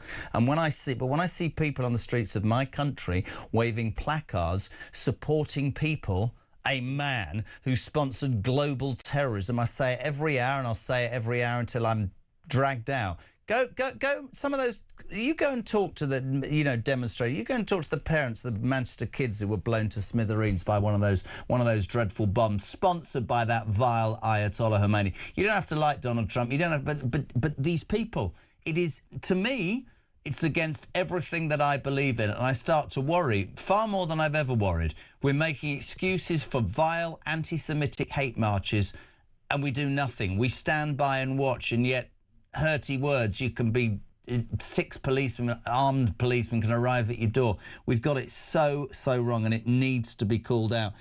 Just to continue before I let you go, little bit light-hearted, but again, I think it tells us an awful lot of where we are. The RSPCA has today said, Brendan, that rats, pigeons and seagulls should feature on the front of banknotes instead of Sir Winston Churchill. More apologists. I mean, this is, I don't even understand that.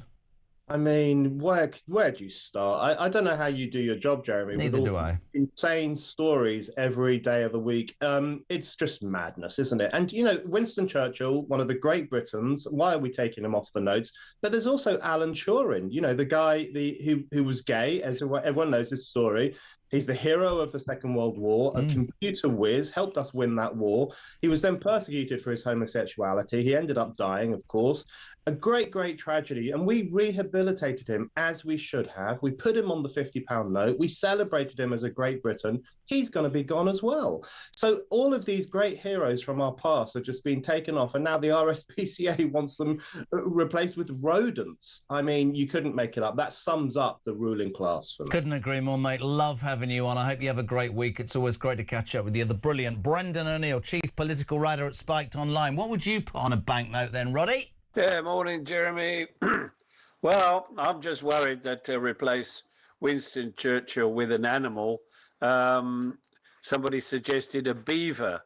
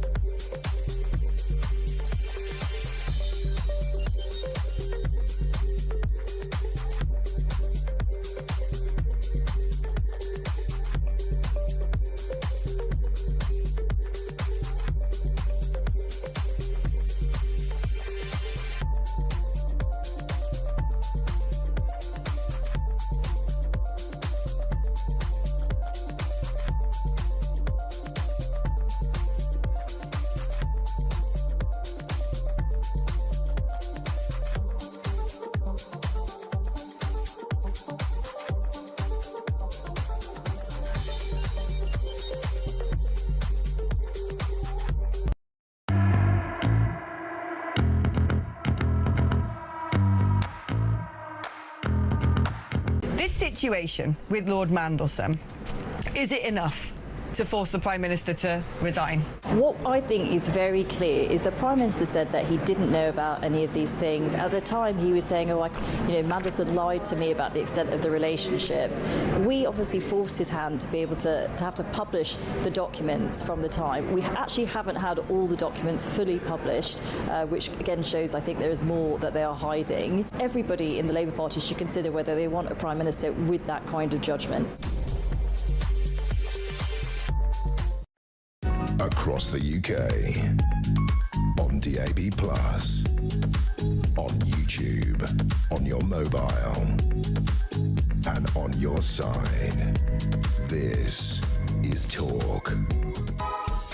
Welcome back, my friends. 7:23. Busy old one this morning on Talk Breakfast, the home of common sense, and of course, the home of alarm clock Brits. Whatever you want to talk about, 0344 499 1000. Text to 87222. This has got you. The RSPCA, I can't do this job anymore, has said that rats, pigeons and seagulls should replace Sir Winston Churchill on banknotes. People are saying he was racist and we should apologise. Right. How about Meghan Sparkle on banknotes, says Mick. Yeah, if that happens, I'm leaving. No longer will I be using cash. Lewis says, how about Zippy, Bungle and George? That, to be honest, that would probably be sent. Putting a rat or pigeon on a banknote rather than the person who saved us all speaking German, Alex says, just about sums up this bloody country. But Claire David goes further, and this absolutely tickles me. I think to put the cat amongst the pigeons, excuse the pun, the Right Honourable Iron Lady Margaret Thatcher would be my choice. Stick that up your jumper and see what happens, especially the lefties. They go absolutely nuts. Bill says, if we have animals on banknotes, if we're going to, let's have a picture of Miliband and Starmer on toilet paper. I've got to be honest with you, I wouldn't even wipe my backside to Keir Starmer. 725 0344 499 1000. So important is she doesn't even bother even coming in anymore. Good morning, Samara Gill. Good morning. I think I left the office about 2 hours ago, Jeremy, so maybe I should have just stayed.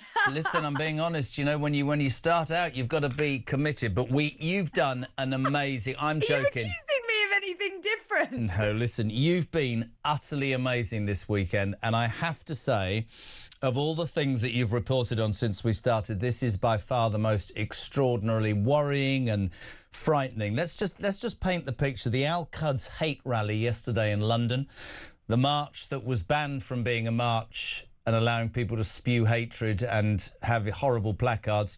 It was allowed to take place because there was a legal loophole, which is static. Static is not a march. You went down there. We saw on the footage earlier banners saying boom, boom, Tel Aviv. We had that vile Bob Villain guy shouting death to the IDF. And the police, Samara Gill, did absolutely jack, didn't they? Yeah, I mean, that's actually the very G-rated version of what happened. It was one of the most violent, horrific, scary events I've ever been to. That's why I take offense to your comments, because I genuinely feel like I risked something yesterday going there. It was absolutely horrifying, the amount of Islamic extremism that was out on the streets, taking over London like that. I genuinely cannot believe the amount of people, thousands of people with signs of the Ayatollah, basically kissing him in some regard, like kissing the signs, you know, worshipping this absolute death martyr to no degree. And I was getting constantly mobbed by groups of Muslim men trying to film me, trying to intimidate me. It was one of the scariest things in my life. Because they knew you were reporting, so yeah? Yes, and they knew we were from Talk because we had the branding. We subsequently had to take the branding off to protect ourselves. It was horrendous. And someone who wasn't making it very easy for us was this so-called pseudo-organization called the Islamic Human Rights Commission. Let's just take a look at what they were doing to help the free press yesterday. I'm talking to her. I'm not talking to you. No. The British is the statement. If you want, if you don't mind, can you can stop taking the interview right now? You can do it from the inside, please, if you don't mind. We're just doing that to make sure. We're from the organizers. That's up to her. What? Anyway, this is the day we're opposing the continuous genocide of Israel, Britain, and USA in Palestine. The defenseless people, babies, genocide, being killed in hospital, and these people, they flag bearers of democracy, look what they do.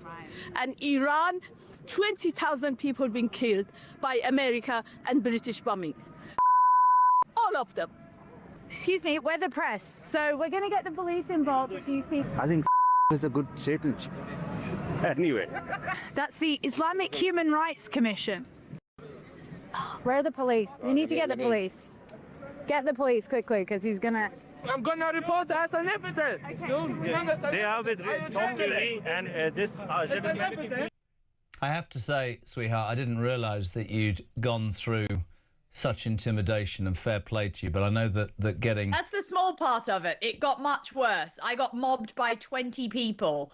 It was horrific. It shouldn't have gone on. And exactly what you said, Jeremy. Where were the police? I was screaming out for their help. No one wanted to help us. The only person they did arrest was the Boom Boom Israel guy. I actually witnessed that. But but his skin color is white, and I think that they felt comfortable doing that. But I don't think they felt comfortable when there were people saying F Israel. You know, there were people asking, are you Jewish, to one of our Talk reporters, as if it was some sort of intimidation tactic. The thing for me is, the thing for me is, and I hate the fact that as a young woman you've been put in that position, but I know that it's important for you to bring these stories. You talk about the police. And I felt safe, by the way. I've had all the training, you know. Yeah, can I just point out she's terrifying? You should see her in the office. Men cower when she walks down the corridor. But on a serious note, you talked about the hypocrisy of the police. That Bob Villain.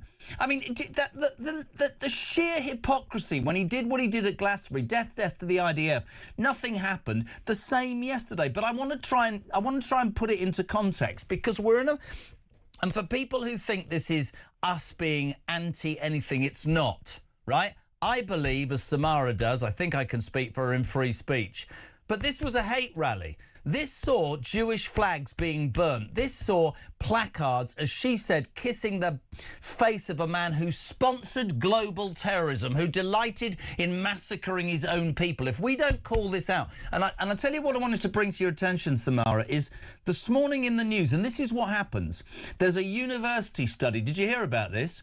20% of university students in this country now refuse to have a Jewish housemate. This crap on our streets is it's going to have an impact. And I keep telling the story about my friend whose kids still cannot go to their Jewish school on the bus in their Israeli blazers. This country needs to deal with this, but it won't, as you say, because it is terrified about upsetting a certain section of our population. That is totally wrong. Violence and hatred is violence and hatred, whatever your religion, whatever the colour of your skin, isn't it?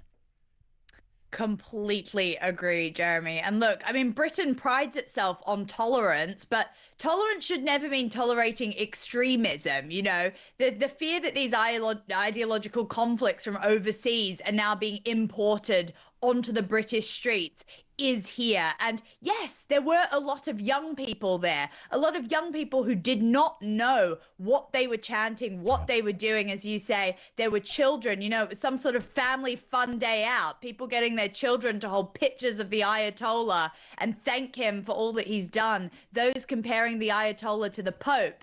And surrounding them, this Islamic Human Rights Commission, which was constantly interfering with us trying to report. They were also trying to interject other other right-leaning organizations like we are. And, you know, these attempts to silence journalists, they raise groups, sort of questions about groups like this. I just want to get a call to your attention that that organization who tried to stop us actually took £450,000 of money through gift aid. So that's taxpayer funded, and that was given via the government to that Islamic Human Rights Commission, which is the oddest name for an organisation. An Islamic Human Rights Convention that takes money from the British taxpayer, actively encourages a hate march and abuses and threatens a young female reporter who, yes, of course, you said it, that's what you do. But even I do want to stress I was totally fine, but I wasn't expecting to go as a journalist. But I think the feeling that you're saying, the feeling of intimidation, the feeling of,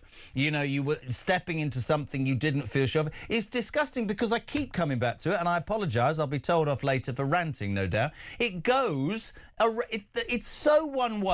It is absolutely so one way. And when Starmer put his 6,000 police from nowhere on the streets of Southport after those awful, awful murders, everybody was far right. Where were the police yesterday? This is a hate march. This is spewing hatred, and it is having an impact, which is what that university study. Have you heard the story about the Gales Bakery today, Samara?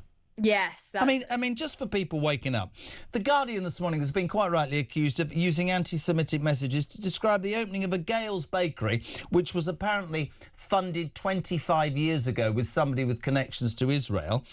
An act of heavy-handed high street aggression against Palestine because there's a Palestinian cafe 3 doors down. What are we doing? We just need to be so careful, because I think we're almost at the end of this slippery slope, where we go into very dangerous territory. I mean, in Nazi Germany, Jewish bakeries were pinned with the Star of David, and people were told not to go there. And, you know, they had their windows smashed in and they were boycotted. That famous word that now we use. This is really dangerous now. Zio Bakery is what Gales is being called. It is completely unacceptable. And the whole, like, sort of just to zoom out a little bit about this whole thing, these are foreign wars that are not fought on our soil, and that thanks to Keir Starmer we've actually got barely anything to do with. So I really don't understand why we've imported this absolute mess into the country. You know, well, because we've got no bloody border control, that's why. And that's the irony, that it's okay to come here illegally and basically stand on our streets and spout terrorism and spew hatred against the Jewish community, and our police do absolutely nothing because that might be viewed in a bad way. Well, try explaining that, Starmer, and Mark Rowley and Sadiq Khan and every other left-wing bugger who doesn't seem to grasp what the people of this country are feeling, because there is no doubt that the silent... They've had enough, people, Samara. They just don't understand it. Hostile regimes like Iran, Russia, China, etc., they are reveling in this. All they want is to see the West in disarray, us going up against each other, us fractured, because we have absolutely no common thread to sort of intertwine us all together. And that's the biggest issue. We don't have someone who's unifying us at the top. Keir Starmer has no idea what the British message is. If we had a strong man in office, we would be in a completely different position right now. He's terrified of losing the Muslim vote. Let's just call it out for what it is. I'm sort of in awe of you this morning, and I mean that. Don't ever come in... You know, really, mate, what an amazing piece of work, and thank you so much, because it's really interesting. It's OK to sit here every day and read the newspapers, but when you see that footage, and I would be hopeless at it, because I'd be saying to them, you're not talking any sense, man. What's the matter with you? But fair play. Keep at it. Go back to bed. Rest. Have a pay rise. Do whatever you want. No, I'm working today. I'm going to meet with a Jewish man who was pushed in front of a car. So I'm going to have that for you. And thank you so much for giving me the time, Jeremy. And watch the full package on YouTube if you'd like. We love you. Thank you so much. Amazing piece of work. Samara Gill, Breakfast Roving Reporter. That yesterday from the Al-Quds rally is on our YouTube panel right now. Channel. It's unbelievable. Let's just very quickly, before we go to the break, she was intimidated. The police were nowhere to be seen. People were setting fire to Israeli flags, kissing placards of Al-Khamenei, the guy who murdered 30,000 of his own people. That Bob Villan's allowed to go deaf to the IDF, and we do nothing. But hey, if I put something on X in a minute saying I don't like that, 6 police will come through the studio door. The world's gone nuts. Morning, Damien. I've got the perfect idea to solve our debt crisis. Put Keir Starmer on the front of our money, then no one would want to take our money because he's on the front of our money. We wouldn't have to pay back our debts, and then the country wouldn't spend the money because we'd be too embarrassed to take him out of our wallet. Anyway, keep up the good work. Just a thought, eh? Damien from Nottingham.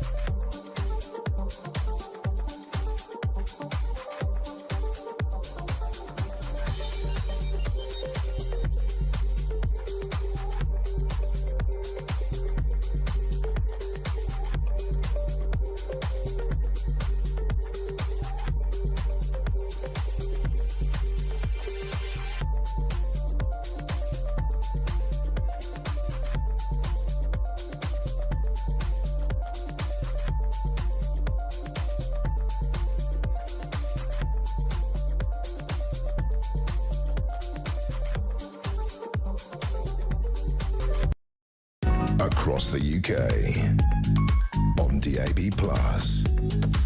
on YouTube, on your mobile, and on your side. This is Talk. Welcome back, 20 to 8. Just an amazing piece of work from Samara Gill. It's on our YouTube package, the Jeremy Kyle Breakfast Show as well, on air till 10. 0344 499 1000. David, good morning. Morning, Jezza. David James here in Lancashire. Thanks for keeping us sane, mate. What a mess this country is. We're run by infantile fantasists. How's that one for you? The earners paying tax who run small businesses, paying VAT, tax, national insurance, employing people with all the same. That's, if you've got a VAT return, 9 lots of tax assessments in 1 year. Have a good one. Yeah, well, 20 to 8, thanks a lot. The response to Samara's piece, huge already. Pete says, Islington's protest at Gale's Bakery. Islington says it all. That's Starmer's bloody patch. You're absolutely right. I think it's funny how these obvious threats to our country are allowed to preach on the streets, says Thomas in Norfolk. I don't think it's funny. I think it's dangerous. Ivor, yesterday's disgusting Al-Quds spectacle, and the government is seriously clamping down on anti-Semitic talk. It's unbelievable, isn't it? Anti-Islamic, I should say. Margaret says, I thought this march had to go ahead because the country needs to see who those anti-Semitic demonstrators are and hear what they're saying. If the Brits don't wake up, we will be sleepwalking into Nazi Germany. A huge thank you to you, Samara, for all your reporting on this disgusting anti-Semitic hatred filling the UK streets. Keep up the great work. That is Dan from Halifax. David says, why are these protesters in the UK... Why are they, if they hate us so much, what are they doing in our goddamn country? Zarina goes further. Why don't these protesters go back home to Iran? They clearly do not like anything about Western democracy. Get them done. So many angry people. Great, great piece by Samara on our YouTube channel right now.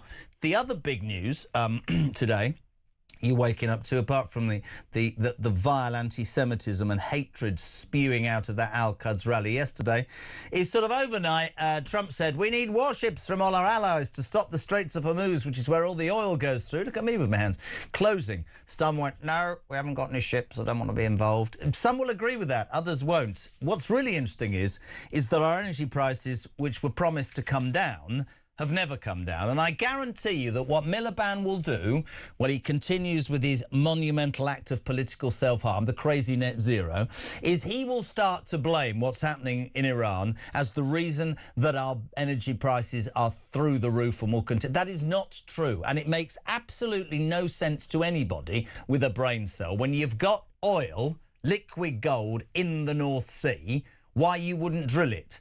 Interestingly, by the way, he buys it off Norway at more of a cost, and they drill next door. I mean, the same bloody... Don't understand it. Yesterday, on Trevor Phillips, on Sky, Trevor Phillips tried to get Ed Miliband to tell the truth. This is what you're going to see. I don't care if I get slaughtered. This has to be a lie. Watch this. New drilling in the North Sea will not take a penny off people's bills. It's not just me, just a second. It's not just me. It's not just. Oil and gas. It's not. No, but it's which you're doing. No. Hang on a minute. It's hang on a minute. It's really important that we have this discussion because some people want to go around and pretend that if we drilled more, prices would go down. That is totally false. Harry Wilkinson's head of policy of the Global Warming Policy Foundation. We haven't got long, Harry. Busy show. Thank you for joining us. He's lying, isn't he? Absolutely, and more specifically for gas prices. You know, the gas price sets what we pay for electricity in this country. And if we can get gas prices down, then we can get overall electricity prices down. And you look at the shale gas potential in this country, we're not even allowed to explore that because there's a moratorium on fracking. We don't know exactly how much gas there is in the ground, but we're not even allowed to find out. And of course, we're running down our resources in the North Sea simultaneously to that. Of course, you know, if we're going to make an impact on what is a European gas market, then we've got to encourage our allies to be doing the same. They're not exploiting resources in the Netherlands. The Groningen gas field, for example, is one of the biggest in the world that is just being left in the ground. We've got to do more. We've got to be drilling that gas here. We've got to be encouraging our allies to do the same. But it's no argument to say, let's not even try, which is what Miliband says because he doesn't think it will make any difference. He said he doesn't think, but even The Guardian today describes his eco-crusade as a monumental act of political self-harm. I'm not intelligent enough to even understand. I'm sure this is what Miliband would say, but what I do know is this: if I was 120 billion, if I was spending that on financing a debt, 10 billion a month, and I had at my fingertips a reserve that would rid me of that, and I looked at a balance sheet and thought, I can create it myself and it's not going to cost me anything, I'm going to pay a lot more to take it from somebody else because I'm following a policy that's costing British people money. He is lying to the British people. This is ideology, isn't it? Exactly. At the very minimum, we can raise a lot of tax revenue that can then pay for some of the other things that we need in this country. And he's completely turning his nose up at that. And he's adding a tax on top of our gas prices, the emissions trading scheme, which pushes up wholesale electricity prices by 20% across the board.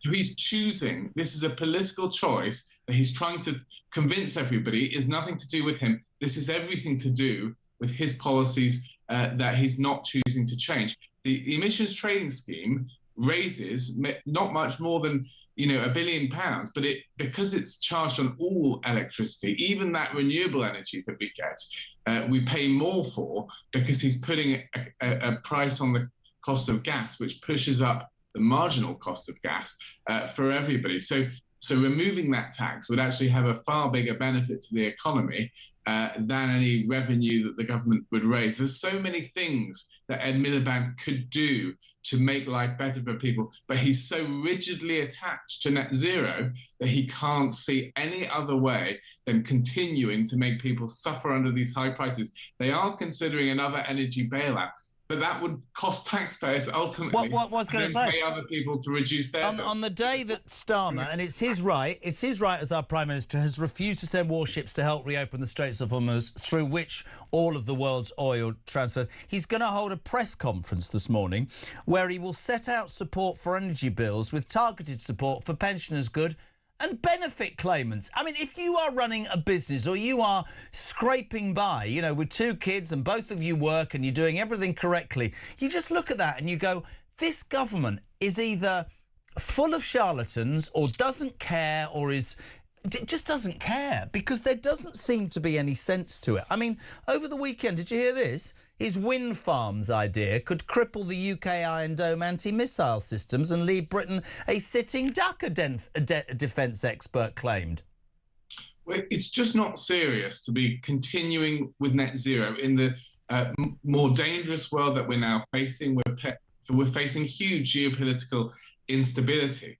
And of course, other countries like Germany are developing anti-missile systems. But we're saying, oh, well, no, we're just going to allow the drones to fly through because, our wind turbines are more important. This is absolutely staggering. It's inconceivable that a government could be putting its net zero agenda in front of the national security of this country. And of course, we're eroding our industrial base. Steel is in massive decline. All the things we might need should a worst case scenario happen, we end up in a major war, but we're unprotected because the government's net zero agenda is taking priority over critical national defence issues. Harry, don't think me rude, mate. We love having you on. It's a crazy busy morning, but I completely agree with everything you said. Harry Wilkinson, Head of Policy at the Global Warming Policy Foundation, 12 minutes to 8 o'clock. On the back of that disgusting Al-Quds hate rally in London yesterday and the anti-Semitism dripping out of all the people that took part there, I'm delighted to say a very good morning to Elon Levy, former Israeli government spokesman and host of Israel State of the Nation podcast. Elon, how are you, my friend? Very good morning to you too. We had only one missile siren in the middle of the night, so that's a good night. Mate, I'm going to try and stay calm. This march, which is a hate march without any doubt at all, was going to be banned last week, but then they decided that it couldn't be banned because it was going to be static. We sent Samara Gill, our reporter, down there, and what she saw and what she reported back on was utterly disgusting. Thousands of people brandishing placards, kissing the face of Ayah Khomeini, who had sponsored the death of people all over the world and massacred 30,000 of his own people. People shouting "Boom, boom, Tel Aviv," and that Bob Vylan, that disgusting singer who controversially at Glastonbury went death, death to the IDF, doing it again, and the police do absolutely nothing. Your response to yesterday, Elon? Yeah, Britain has a Khomeinist fifth column, and at some point it needs to decide whether it wants to do anything about it or keep burying its head in the sand until there's nothing left to do. Look, this isn't the Britain that I remember growing up in, but this didn't come out of nowhere. The writing has been on the wall for a long time that there is a big extremist movement in the UK that idolizes violence and terrorism and sees the Islamist regime in Iran as saviors and martyrs and hates Britain. And they're bringing that now onto the streets. When you have a rapper chanting, calling for death, and people worshipping a man as utterly evil as Ayatollah Ali Khamenei, it's not a problem for us. We've got enough missile defenses here. It's a problem for Britain, because I don't think that's a country that good, ordinary British people want their country to become. I mean, the good news is across the street, you had Iranian patriots who support the Shah dancing together with their Israeli friends with Iranian Shah and Israeli flag singing songs of peace. That's a real image of peace and partnership and where we should move forward. But instead you've got this huge protest of people who despise Britain, are supporting its enemies, and are openly chanting for death and terrorism and political violence. If they hate the UK, what hard-working Brits and myself and all the people associated with this feel is, if you hate this country so much, why don't you go back to where you came from? But of course, that's another issue, because we've allowed so many in. I never thought I'd ask this question, but I'm going to. Elon, is the UK sleepwalking into Nazi Germany? The UK is definitely sleepwalking. I don't think it's into Nazi Germany. But there is a sense that the UK is definitely sticking its head in the sand and kicking problems down the road and pretending it's not happening. But it is happening. The old political culture in the UK is no longer there. That basic commitment to the common good, to king and country, as they say. Instead, you've got extremes that are pulling the country apart, worshipping, idolizing death and terrorism.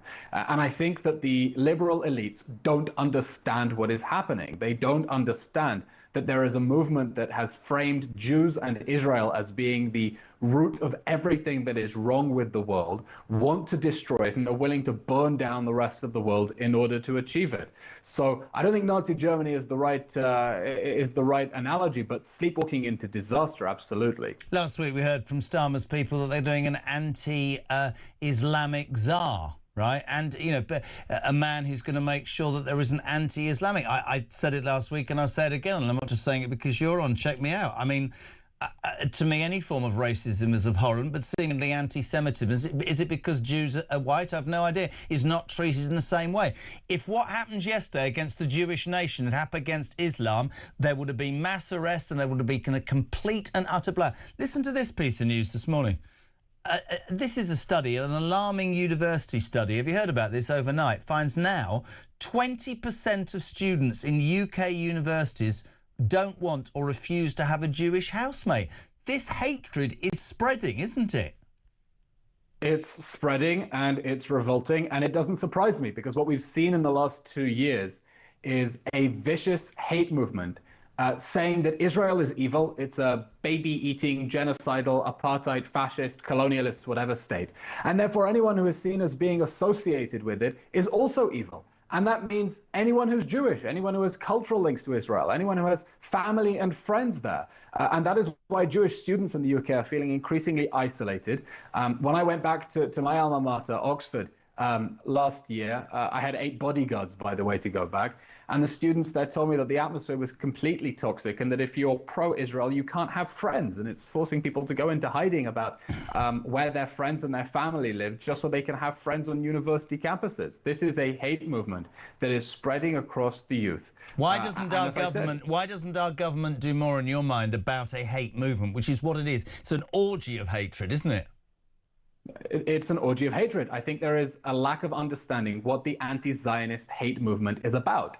As long as they frame it about Israel, people say, oh, that's just criticism of a foreign government. No, when you're calling for death and you're supporting terrorist organizations that want to destroy an entire country, that's not criticism of a foreign government. That's a genuinely genocidal hate movement. But you've got, among the youth, the Palestinian cause, which is the destruction of Israel, being framed as the moral cause of the generation.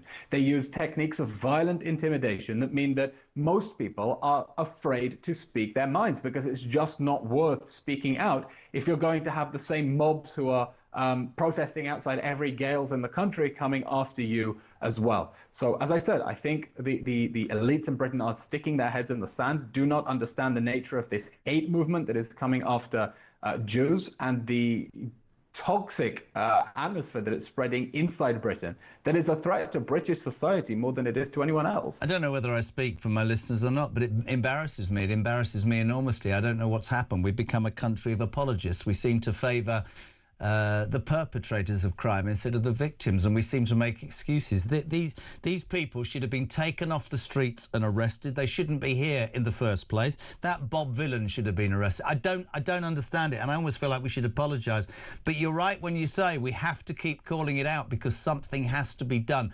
Very quickly, what does Israel make of the United Kingdom right now? The United Kingdom is not a relevant player when it comes to the Iran war right now. You've seen Iran repeatedly attacking Britain, Cyprus, other British forces, and Britain trying to pretend it isn't happening, to sit it out, to appease Iran, to call for de-escalation. It's not relevant. At the moment, Israel and the United States are pummeling the Iranian regime. They're destroying regime targets. They're giving the Iranian people a chance to rise up against the regime. We're even getting tip-offs from Iranian civilians on the ground what regime targets to strike. And the UK isn't part of that. It's standing from the sidelines. And, you know, Britain will have to judge itself for that. Elon, always a pleasure, my friend. Keep up the great work. The host of Israel, the State of a Nation podcast, Elon Levy there. Can I just say that perhaps the most depressing thing, you think about the Al-Quds hate rally and what this country is doing. Did you hear what he just said? We're not relevant. I'm old enough to remember when we were relevant. 0344 499 1000. You text to 87222. Start your message with the word talk. Got the news at 8. Got Isabel Oakeshott. We should say, though, a very good morning to Sharon. Morning, Shazza. Morning, Jez. I'm absolutely, oh, I can't say the word, but these people that were in London yesterday doing all what they were doing should be rounded up and put on a plane and took back to that country, because that's where they belong. They shouldn't be allowed in a democratic country to be able to intimidate British people.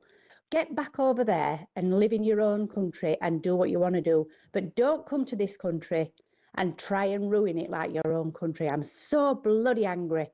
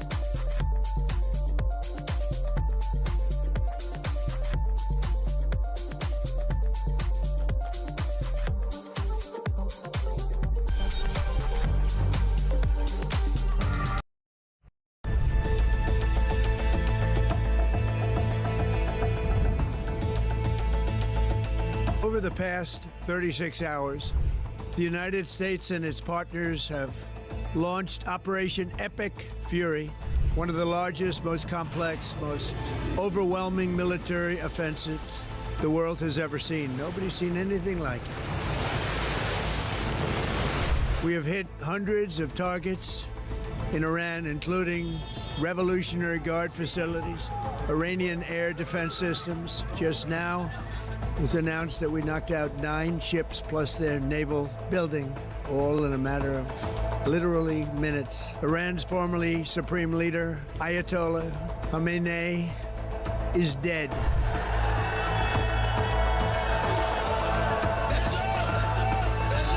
I spoke to you about the situation in the Gulf and explained that the United Kingdom was not involved in the strikes on Iran.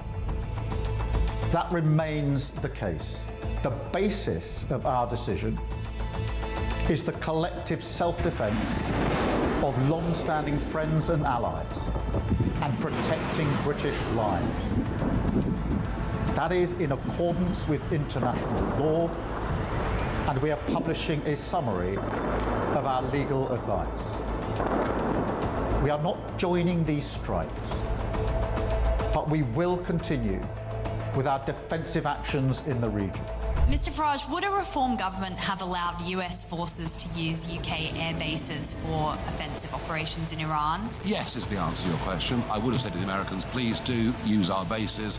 We will be supportive of you on this. There were a series of very loud blasts in the area of Dubai that I'm based in. That's in the Marina area. It's a very touristy area, actually.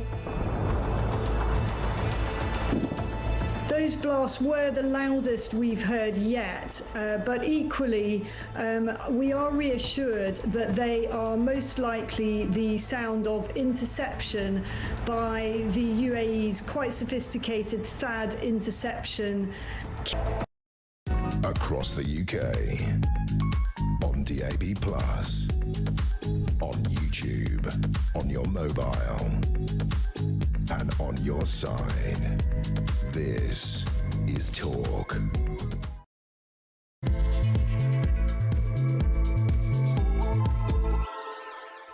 Welcome back, my friends. Just gone 8 o'clock. We're live across the United Kingdom. It is, Monday the 16th of March, and you are waking up on the home of common sense to 2 main news stories. The first being that absolutely awful hate march, the Al-Quds rally in London yesterday, saw demonstrators kissing placards with the face of Ali Khamenei on, the man who murdered thousands of his own people and sponsored terrorism the length and breadth of the world. People on our streets kissing his face. That horrible Bob Villan, deaf to the IDF. The police do nothing. People shouting boom, boom, Tel Aviv, right? All of that's allowed to go on. This is really interesting, and I completely agree with Dan in Hartlepool. He says this shouldn't be said, but I wonder what reaction the universities would have if students didn't want to have Muslim housemates. Oh, wait, you're not allowed to say it. This is because of a study overnight showing that 20% of students in this country now refuse to have a Jewish housemate. I have said it till I am blue in the face, OK?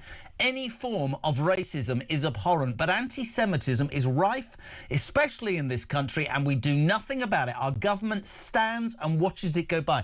This disgusting newspaper, The Guardian, right, and I've never done... This is true. The Guardian has been accused of using anti-Semitic language to describe the opening of a Gales bakery in Islington. Ready for this? A Gales bakery which has been open 25 years. It was set up by somebody with links to an Israeli. Opening it is an act of heavy-handed high street aggression. That crap newspaper doesn't make it into this studio anymore. The world has gone nuts. The world, honestly, we've got that, and we've got energy prices spiralling because our government won't drill in the North Sea. All of that and everything going on in Iran, and I need to calm down. I'm going to have to say good morning to Isabel Oakeshott. I am raging today, Isabel. Welcome to my life. I'm often raging. This is why I don't spend too long in the UK, because it just makes me too angry. Can we start with that Al-Quds hate rally in London yesterday? Because it was an orgy of hate. Amazing piece by Samara. If you didn't see it an hour ago, it's on our YouTube channel. She was threatened. She was abused by the Islamic Human Rights Convention, who tried to grab the microphone and push her around. She was surrounded by 20 Muslim men. Boom, boom, Tel Aviv, that's OK.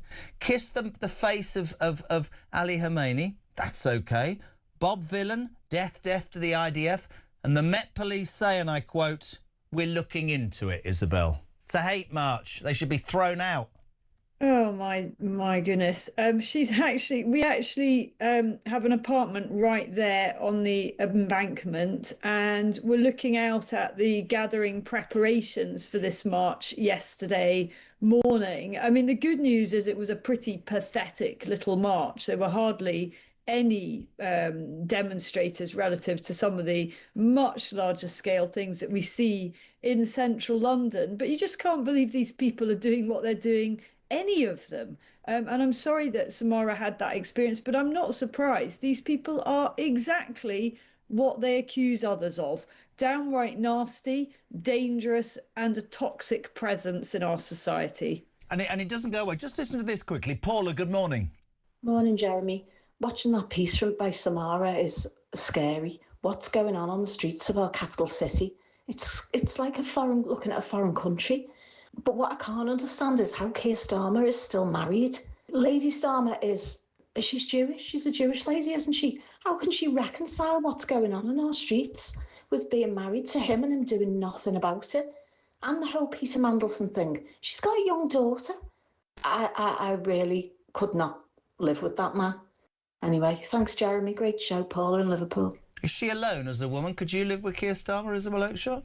I don't think you even need to ask that question, really, do you, Jeremy? You've got your own problems with Richard Tice, to be honest, haven't you? That's also true.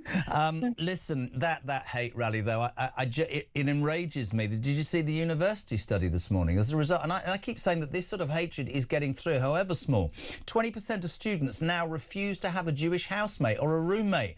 This stuff is cutting through and is dangerous. Yeah, it is dangerous. It's incredibly divisive. It really should not be a conflict. The Iran conflict should not be one that is being played out on our streets. It really, I think it hammers home the extent to which, when you bring in so many people from different cultures and countries of origin, and you don't have very clear rules about what is and isn't acceptable in our society, you create massive problems. And I think what we see here is symbolic. You know, yes, it may only have been a small march, but it is symbolic of what has happened to our country.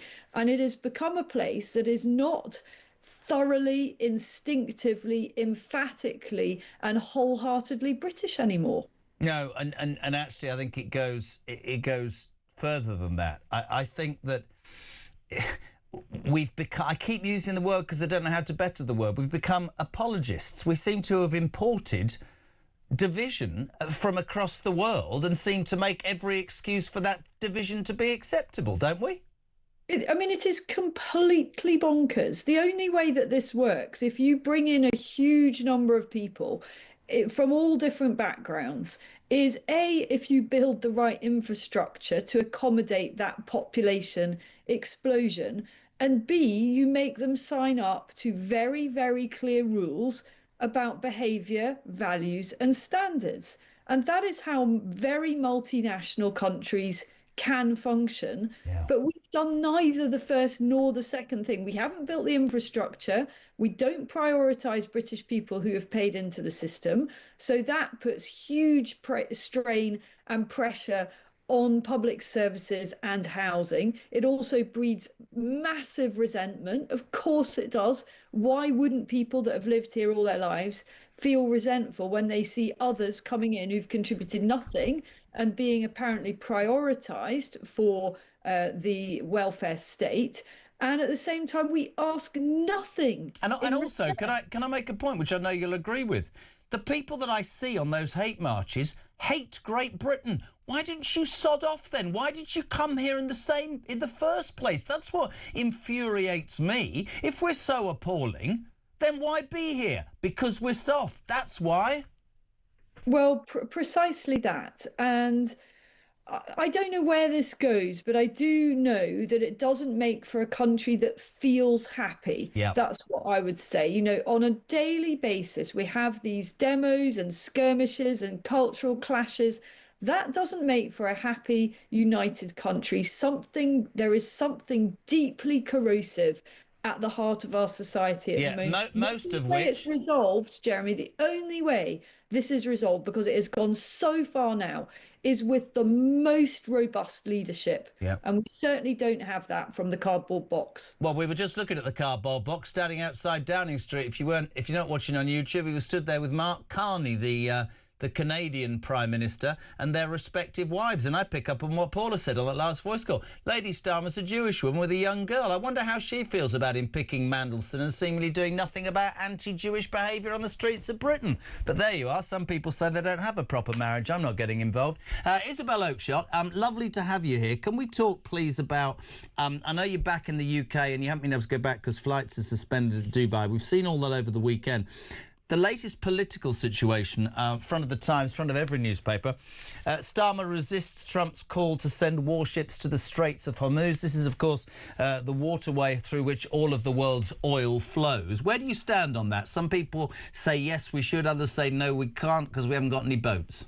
Yeah, well, there are two different questions there, aren't there? Whether we should and whether we can. In my opinion, we absolutely should.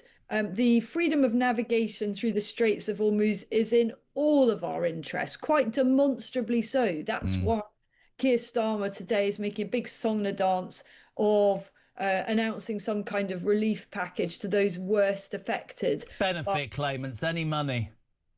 More money being announced, more sort of sanctimonious moral high ground grandstanding, and yet he won't do anything to contribute. Reportedly, he won't contribute to keeping those straits or reopening those straits. It's going to be incredibly difficult now Trump has gone down this route to get that back up and functioning, because that chokehold, that stranglehold, is the one card that the Iranians really have left to play. And my goodness, are they playing it? Those straits are basically not passable now. No one will insure cargo and oil ships, tankers to go through there at the moment. That is a massive problem for the whole world and the world's economies. And we can agree or not agree as to whether Trump should have done or shouldn't have done what he's done, but we are where we are. And at this point, what is really the point of allies if you don't come and take part and back up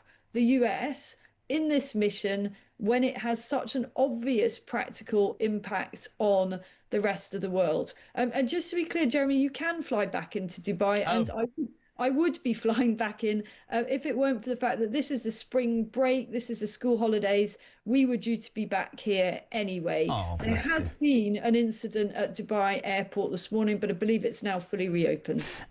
Starmer, this press conference, this is what I wanted to say, because the whole thing about this energy price cut, we heard, didn't we? They were going to lower energy prices. Energy prices have gone up, whatever they tell you. There was this awful vision yesterday of Ed Miliband on Trevor Phillips, basically saying it's completely fundamentally wrong to say that if we drilled for our own oil in the North Sea, prices would be low. I don't believe the man. I think he's lying. I don't understand that. I mean, even The Guardian said today, which I think is really interesting, his eco-crusade has been dubbed a monumental act of political self-harm.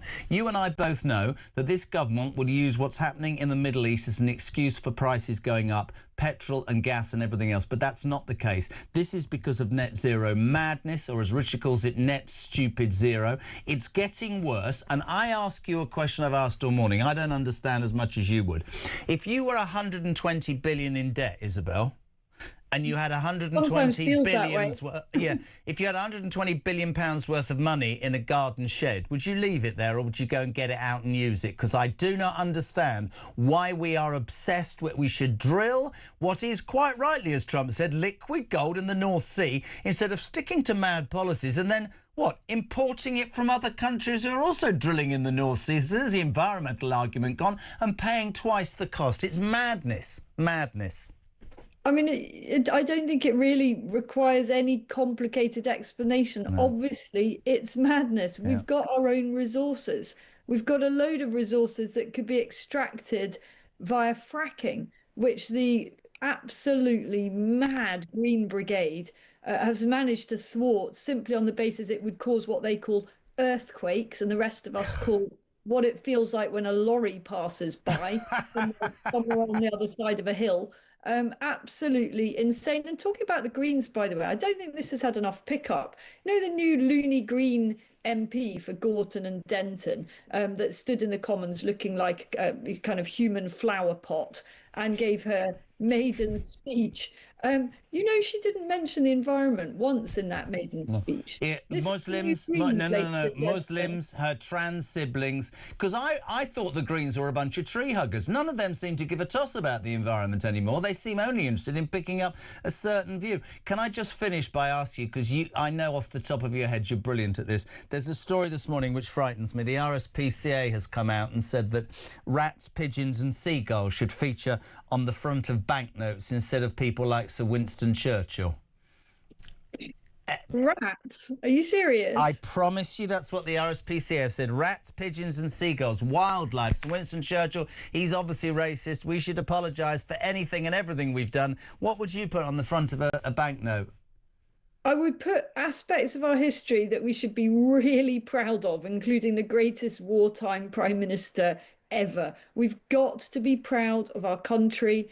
And at least if we're not proud of what it is right now, we can be proud of what it did in the past. Love you. Listen, great to have you here. Thank you so much indeed. Talks international editor, the brilliant Isabel Oakeshott, 8:15. We're live across the UK. Morning to... Is it Dave? Dave, hello. Morning, Dave. Morning, Jezza. Dave from Manchester in the van. In response to your Al-Quds hate march, I just want to send a message to all our Jewish brothers and sisters. We stand with you, whether you're a Jewish Brit or whether you're a Jewish visitor. Do not let our lack of a voice make you think otherwise. We stand with you. We are here with you every step of this fight, and it is a fight. It's not on. There is a revolution coming. There is a reckoning coming, and I want to make sure I am sitting on the right side of history. Loving the show. The right side of history, surely, is to not allow an orgy of hate, as happened yesterday in London, be excused by a government who seems so interested in not upsetting one particular part of society, but are happy to allow the Jewish side of our society to be absolutely and utterly castigated. 18 minutes past 8, proving again that politics is a job for the hardy. Out in the... It can't be as warm this morning. We'll cross to Victoria Gardens in Westminster. Shadow Chancellor of the Exchequer, Mel Stride's got the coat on. Morning, Mel. How are you? Good morning, Jeremy. I'm fine, actually. Nice and warm in my coat. I've got a scarf on as well, you'll see. Good man. Now, my mummy always sent me out with one. Mel, there's so much I want to ask you. I know from a financial point of view. Let's start with this Straits of Hormuz. Starmer won't send any warships, have we not? We don't need to get involved in that. The cost of energy, you're a politician, you'll explain this better to me. I was watching Miliband yesterday on Philips say that if we drilled in the North Sea, it wouldn't financially help people's bills. Now, you're a finance man, so I'm just going to put this to you. If I'm in debt and I'm paying interest on that debt, which I can't really afford, and then in my garden I've got it more than would cover my debt, why would I leave it in my garden, Mel? Well, quite. I mean, you're more of an economist than Ed Miliband is. Look, you've got a massive amount of oil and gas still in the North Sea. By taxing it out of existence and changing the licensing arrangements so that it's just not economical to get it out of the seabed, what you do is you destroy the tax take that you would have got had you drilled it and taken the gas. You destroy jobs. You also destroy our energy security, which is a very important factor, particularly now, because you're reliant more on imports if you take that approach. And even on the environmental side, when it comes to the gas, the alternative is to import liquid natural gas, which has 4 times the carbon footprint of actually sucking it out of the North Sea. And the final point I would make is if we don't take it, the Norwegians are from exactly the same part of the seabed, and ironically selling some of that into us. So absolutely. So the moral argument, because I don't hear any moral argument, nobody seems to care about environmentalists, but I mean, the argument of we can't drill because it's bad for... goes out the window because we're buying it off Norway. It doesn't make any sense. And even The Guardian, which I've torn up today because it's the worst newspaper, dubbed Ed Miliband's eco-crusade as a monumental act of political self-harm. Whilst everything that's going on in the world, I mean, we've got Starmer today. I mean, are you excited? He's holding a press conference where he's going to set out support for energy bills, targeting pensioners. That's great, but ready for it? Benefit claimants, like we need any more given to benefit claimants, Sir Mel. No, we've got the whole balance wrong in our approach to the economy through this government. We're spending far too much on welfare. We've just seen them scrap the two-child benefit cap, which means that families can now receive benefits irrespective of how many children they choose to have, so they're not having to take the same tough decisions that people in work are having to take when it comes to the size of their family. And what they're cutting down on is things like the ability to cut taxes on businesses, which is how you grow an economy, and also spending money on our defence. Now, we've just said recently, Jeremy, that we would unwind that change to the two-child benefit cap, and with the savings, we'd invest that in more military and more soldiers in our army. Those are the kind of priorities that we need, but we do need to be getting these energy costs down and supporting people. But part of the problem with doing that under this government is they've run the economy into the ground, and I'm afraid it's going to be increasingly difficult fiscally to actually step in and intervene in the way that I suspect many will start asking the government to do, particularly if this war continues for a while. The other thing I wanted to ask you about, my friend, was, I mean, I've been outspoken about this morning, and I believe that Al-Quds rally yesterday was an orgy of hatred. I think it was utterly anti-Semitic. The Bob Villain guy going death, death to the IDF, placards, people kissing the face of Ali Khamenei, boom, boom, Tel Aviv. The Met Police say they're now investigating. I put this to you, Sir Mel. If this had been, if the boot had been on the other foot, people would have been rounded up and taken off the streets and accused of all sorts of things. I find it incomprehensible at the age of 60 that that's allowed to go on, that Israeli flags are allowed to be burned, but you can't walk down the road with a Union Jack for fear of being divisive. It's wrong, isn't it? Totally wrong. Well, we've got to move to a culture in which, in this country, we celebrate our history, celebrate the great achievements of this country. I noticed you were discussing with Isabel just then banknotes and things like that. It's absurd that we should actually be putting rodents on banknotes rather than one of our greatest prime ministers and wartime leader, Churchill. Now, the Home Secretary did the right thing, incidentally, in banning the march, but of course we still ended up with a static protest. The Met Police have now arrested some people, and let's hope that justice is done, because there should be no scope for this kind of too much of what we're seeing in our country now, which is a rise of anti-Semitism, and we really do need to get I don't understand. Grip on it, and I agree with you. I think it's very worrying. I mean, there was a study overnight saying that 20% of students at universities across this country now refuse to have a Jewish housemate or roommate. I would suggest that hate rallies like yesterday are spreading that. And actually, although you supported the government's got a 183-seat majority. When they needed to bring through legislation, emergency legislation against British Steel, they did it in 24 hours. If I'd been Starmer, not that he would, I'd have brought in a policy in 24 hours, got it straight through and banned those people. But they won't, Mel. They're scared, aren't they? They're scared of upsetting a certain part of the community. We all know that. I think that's very appropriate point, because what I think you're seeing is two things. One is you're seeing an approach by the government conditioned by backbenchers who in turn are being lent on by particular sections of society, if I put it that way. But I also think you're seeing a sort of sectarianisation of UK society in part. I mean, we have in our country about 1 million people, for example, who can't really speak English. That is an economic problem as well as an integration problem, and that's why Kemi has said that we will have set up this commission on culture and integration, which will report back at the time of our party conference, to look into the kind of steps that we need to take to firstly recognise these issues properly and have an adult, a grown-up conversation about them, and secondly to take the kind of steps that we need in order to make us much more cohesive as a society and more proud of the fact that we do have a British culture, that we do have a history that we should be proud of, and that tolerance lies right at the heart of that. Couldn't agree more. We love having you on. You're always very welcome. Sir Mel Stride, Shadow Chancellor of the Exchequer, live and exclusive on Talk Breakfast, 8:25. Good morning, Tony. Last week, Labour was saying that the Union flag can be a symbol of hate and division. We've got all these migrants, we've got the new Islamophobia, backdoor blasphemy law. I just think that they're very, very slowly, well, not so slowly anymore, trying to erase UK history.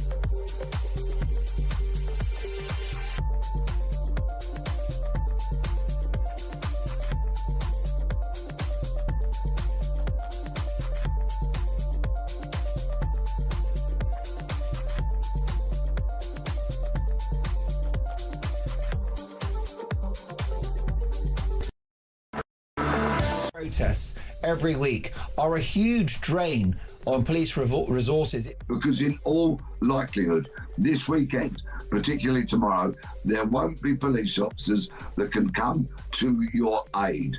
So we have to look after ourselves because they will be in central London policing those who support a murderous regime that kills thousands of its own people.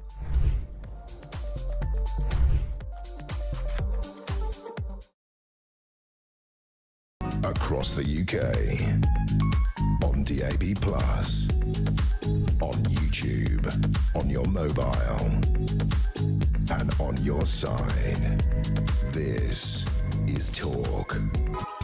Welcome back to 8:30. It's Monday, the 16th of March. You're waking up to the news that, well, it's allowed. An orgy of hate on our streets yesterday. The Al-Quds hate rally in London. Demonstrators kissing the face of Ali Khamenei, the guy that sponsored terrorism worldwide and murdered lots of people and massacred his own people, thousands of him. Let's kiss his face. Let's shout death, death to the IDF. Let's go boom, boom, Tel Aviv. And the Met Police, do absolutely nothing. Can you imagine if the boot was on the other foot? Then you've got the situation in Iran. We're not sending any warships to the Straits of Hormuz. We haven't got any anyway. But don't worry, because this morning at 10:30, our Prime Minister is going to stand up and say, I'm going to help you deal with energy. It's all about the war. No, it isn't, you plonker. It's to do with your stupid net zero policy led by a man who can't even eat a bacon sandwich. Morning, Phil.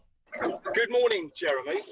Do these lefties and these students at the universities, do they realise that they're just being used? They're just being used to force in an ideology.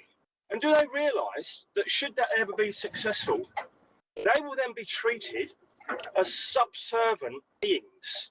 They're just being used, and they don't realise. They're students. Here's a man who I believe will probably agree with me as to the Met Police's response yesterday and the overall brainwashing of children. We say a very good morning to a man who's been across this country like, extraordinary tourism. Peter Blexley, good morning, sir. How are you? Good morning. I'm very well, thank you. I'm not very well this morning. Did you see any of Samara's work yesterday? I saw a lot of the journalists' work yesterday down at those both those static protests. But let me just say something, and I don't care if this gets me banned from your station forevermore.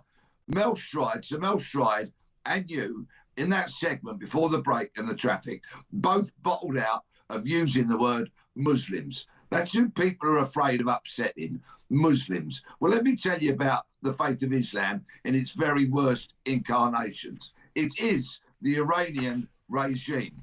It is the Taliban in Afghanistan. And there are people that were at that protest yesterday who share that ideology, who would want to see it on the streets of Britain. But Phil, the contributor we just heard from, was right in one regard. The lunatic lefties, who are absolutely hypnotised and overtaken by this Islamic ideology at its worst, are incredibly naive. And this is just what happened in Iran in 1979. All the lecturers, the universities, the progressives, they helped get the Ayatollah in. And what happened the minute the Ayatollah was in? He dispatched the lot of them. And that's exactly what would happen. Heaven forbid it should ever happen over here. Listen, I'll always take criticism from you, but I've used the word Muslim repeatedly and I wouldn't hide away from it. I was the first person to say when I interviewed that police detective chief inspector up in Rochdale after the grooming gangs thing, and I said, why didn't you deal with this quicker? And he said, because I didn't want to upset the British Pakistani community. But I take your point, and I absolutely take your point. For me, it was an orgy of hate.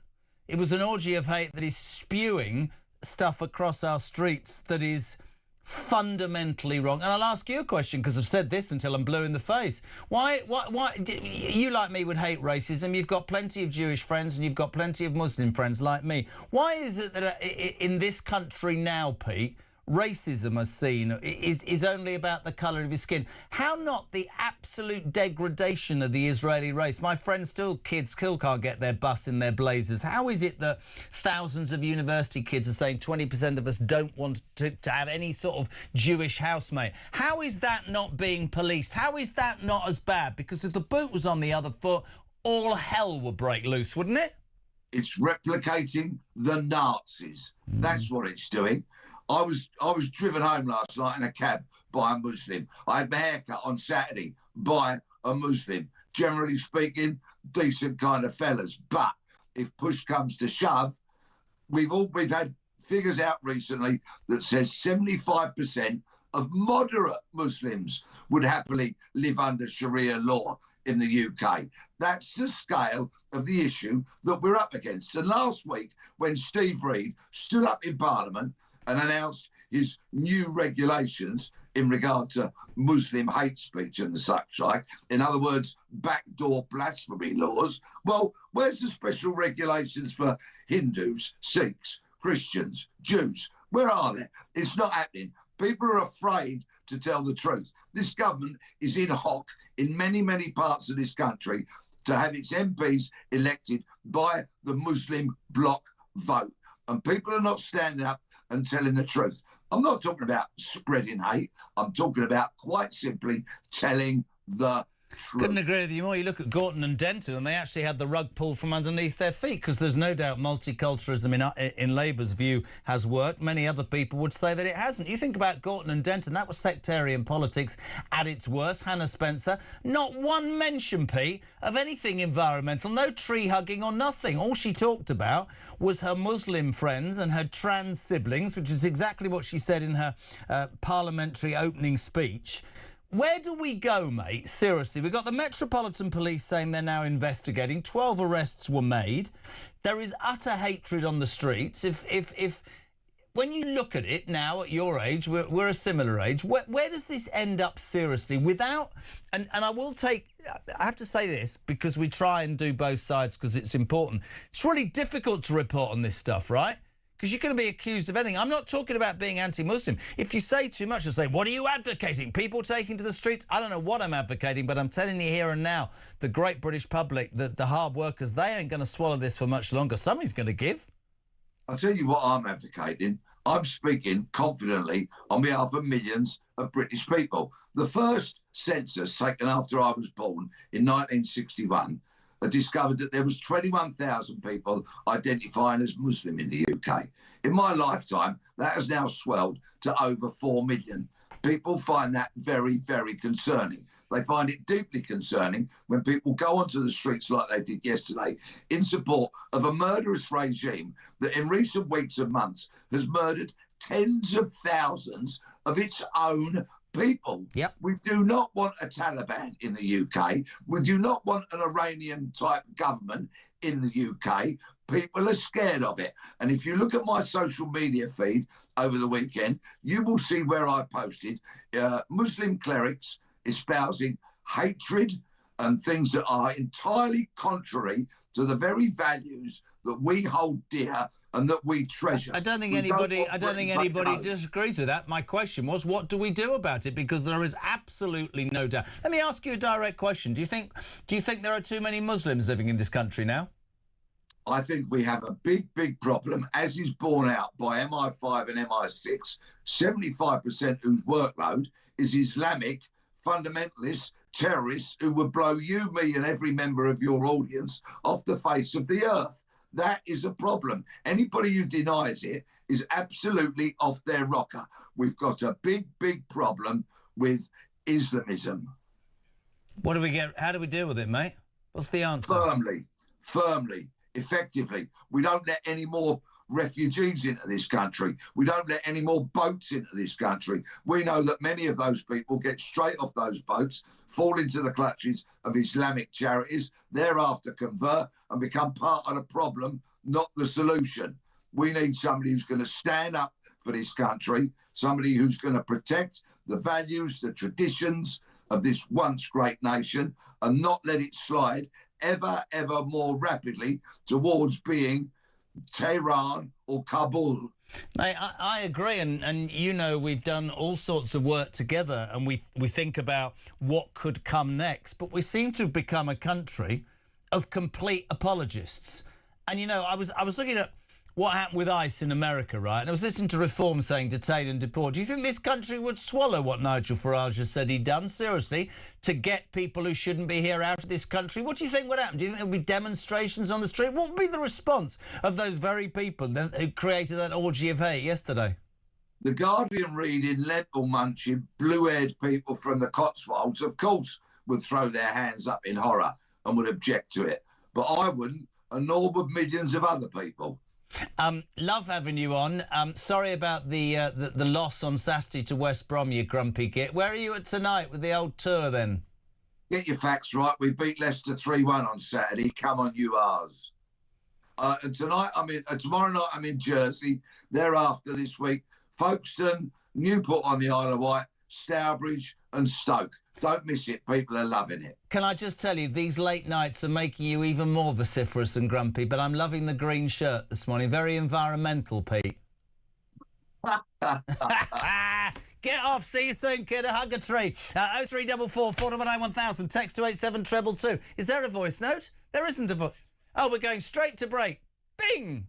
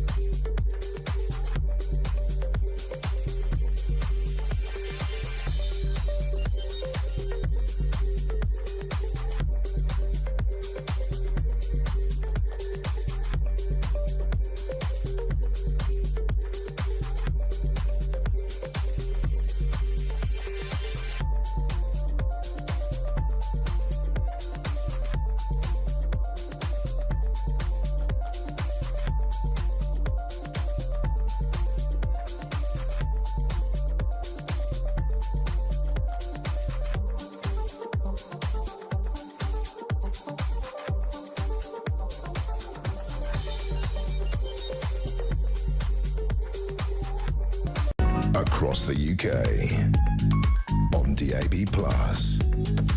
on YouTube, on your mobile, and on your side.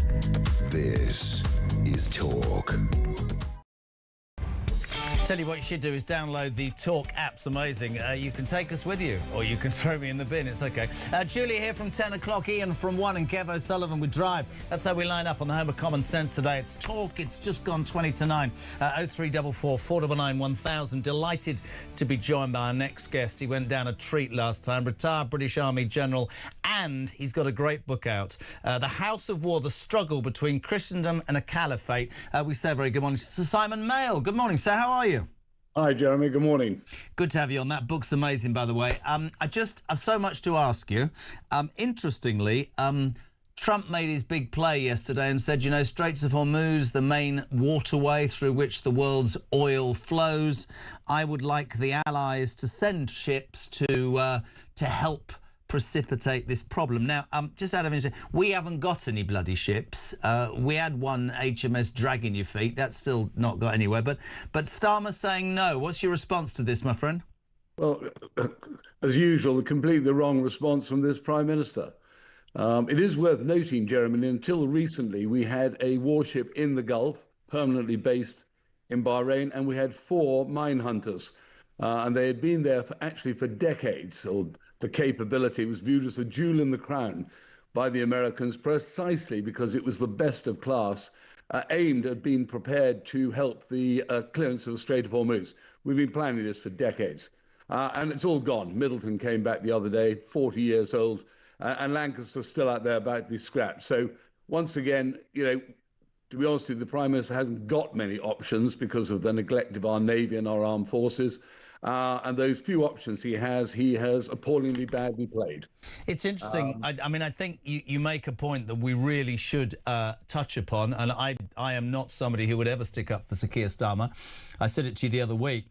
20 years of governments who have thought that the easiest thing to cut is our defence under the auspices of, there's a Cold War, has come back to bite them. I mean, this started with Osborne and Cameron. This isn't, you know, Starmer doesn't have the tools at his hands, but his decision-making is wrong. But I think it's one of the biggest disgraces, actually, over the last 20 years, don't you?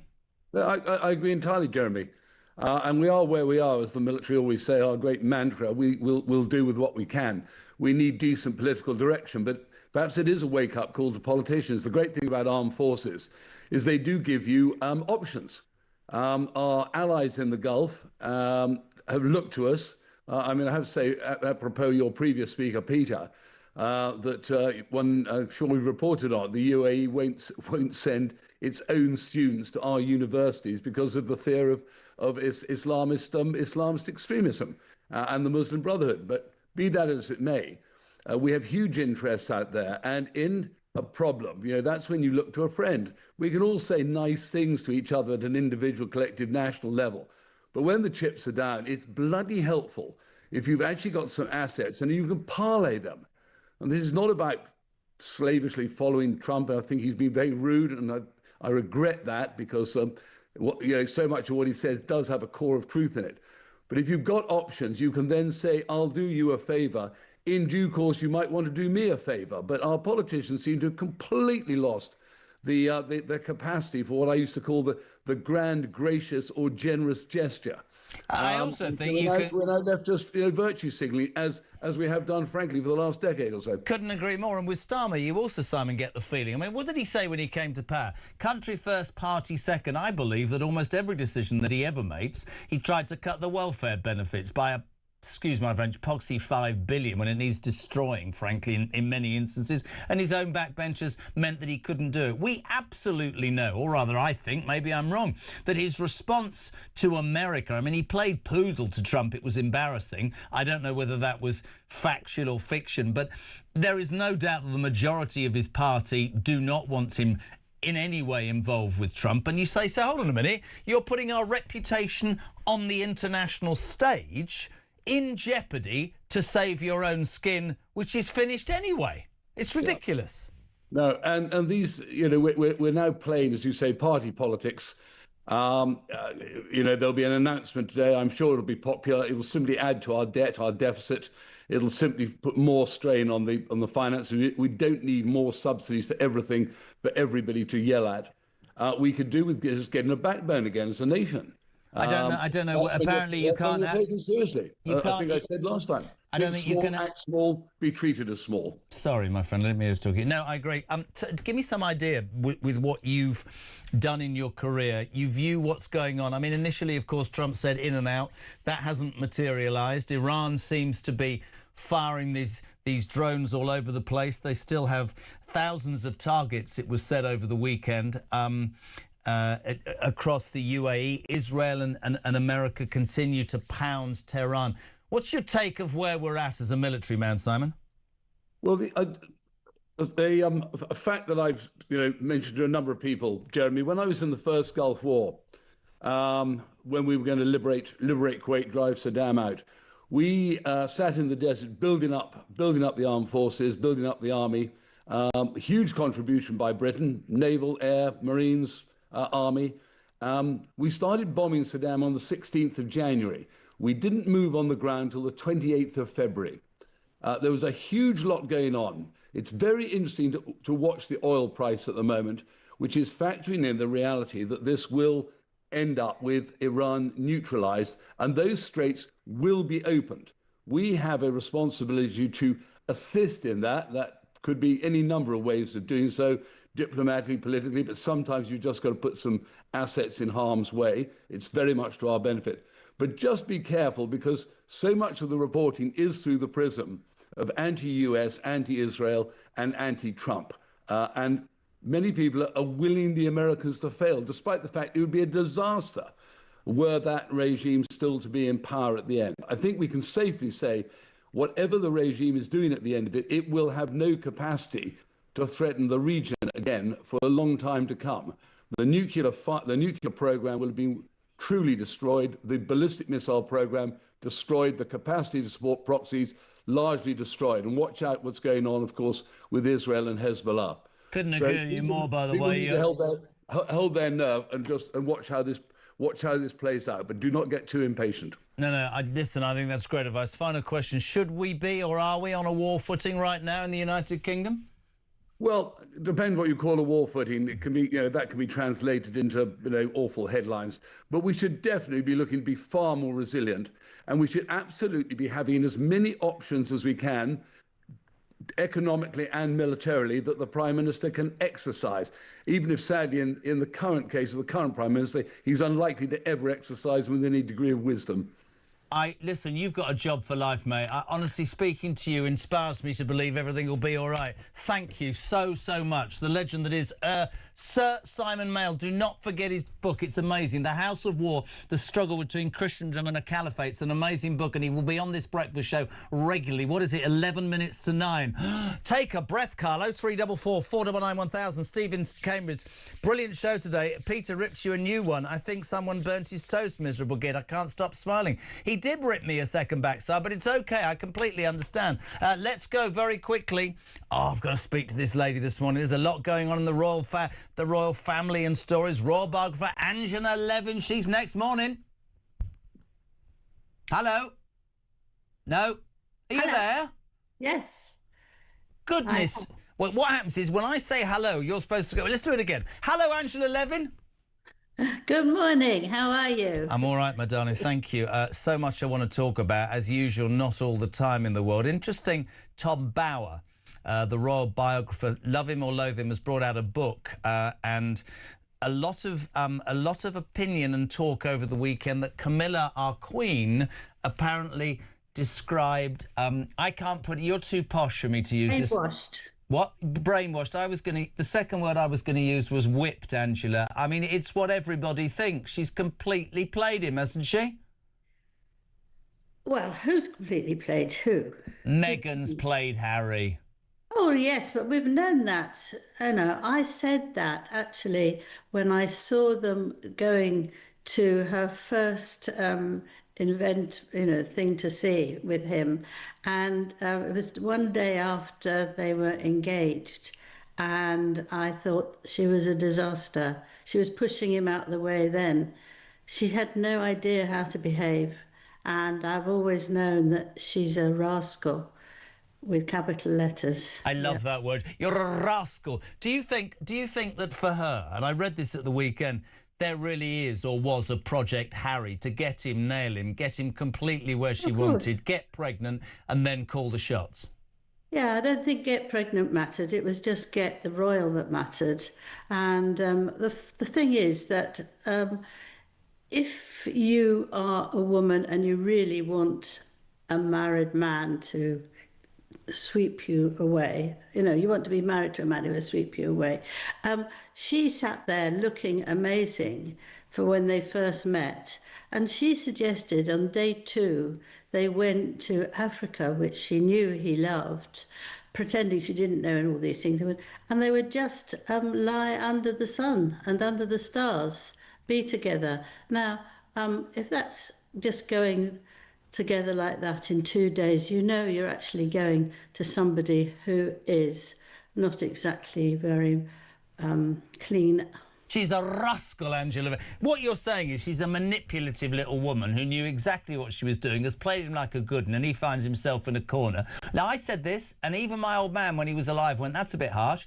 I said he will crawl back to the United Kingdom at some point with his ginger tail between his legs, and she, soon to appear in Montecito Wives or something, will be stuck in Hollywood with 2 ginger kids, and she'll take him for everything. She'll be a pain in the backside of the royal family until the day she passes out. I'm telling you, I've always believed that. Always. Well, it's something we've both agreed then. Yes. But can I just say that Camilla would not have actually said brainwashed. I did a biography of her. Yeah. With her for over a year. She's very careful not to say anything wrong. Who did it was obviously a friend, and I think I would just say that because she's not someone who likes to say things like that about, especially the royal family. Not in public, but do you think in private she hates what's happened and would hate Meghan Markle for what she's done to Harry?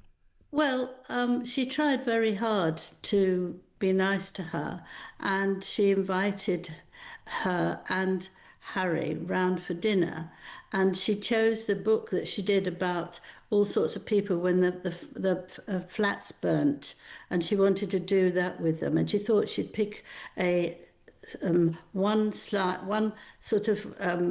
thing she wanted from all different countries, right? So she had this whole meal, and Meghan was absolutely, I know somebody who went as well just to help it, and she was so rude. She was so, didn't want to talk at all, very superior. And I think Camilla then thought, oh my God, what has he got? This is really interesting what you're saying. Also, over the weekend, we know the bigger issue of Epstein and the royal family.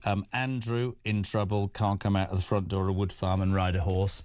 Many people think he's on suicide watch. Fergie trying to hawk her story, but nobody's interested. She needs to be questioned by the police. What's interesting is the daughters. I made the absolute mistake, I said this to you before, of believing that they were 6 and 8 when Fergie took them to see Epstein after he came out. No, they were 18 and 20, and the lights are shining on Beatrice and Eugenie. Apparently over the weekend we hear that Beatrice can't stop crying, Eugenie's got her head in her hands, and royal insiders are saying that the king is beginning to distance himself from the daughters, and things could get a lot worse for them because they are implicated. What are your thoughts on that, Angela? Yes, well, I agree with you now. We talked that actually if you're 20 and you go and see somebody who has had sex with young girls, you keep well away. You don't they're trying to be friends.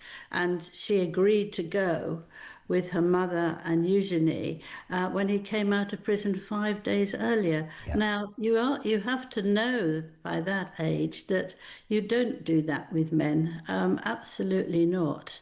And I think also that she's now been told to use her married name, not to use her royal name. So that's one thing. But also she said that she doesn't know that she was given so much money. I think it's 50,000. And she's got to go and look get back her money and see if it's really true. But we all know that it's true. I think it's very hard for her. I think. Do you think the King has cut contact with Eugenie and Beatrice? Do you think he'll slowly step back? For the moment. He's keeping away for the moment because they don't want them to come to any of the in sort of special places or special things that's going to happen. They don't want them to be there. Ascot, Wimbledon, nothing like that. So he's step back. And we'll just have to see what happens. But it's awful. But what is sad is that her husband has been away for some time now, and his parents have gave him a terrible blow, that this is not the type of woman they thought he should marry. So that might be very much why she's crying. I love having you on this show. Honest to God, thank you. I know we should always have more time and we don't. But you're always welcome. The brilliant Angela Levine, royal biographer. Good morning, Mark. I'd just like to say I'm not Jewish, and I don't think the Palestinian situation is a perfect one by any stretch. But I've visited Israel on 3 separate occasions, met people from the Christian, the Muslim, and the Jewish side. And when I was there, to be honest, the Israeli, Christian and Arab people sit alongside each other perfectly. So I don't know why we got all this fuss about a bakery in the UK. Idiots absolutely know absolutely nothing about the situation and have never actually experienced any of it.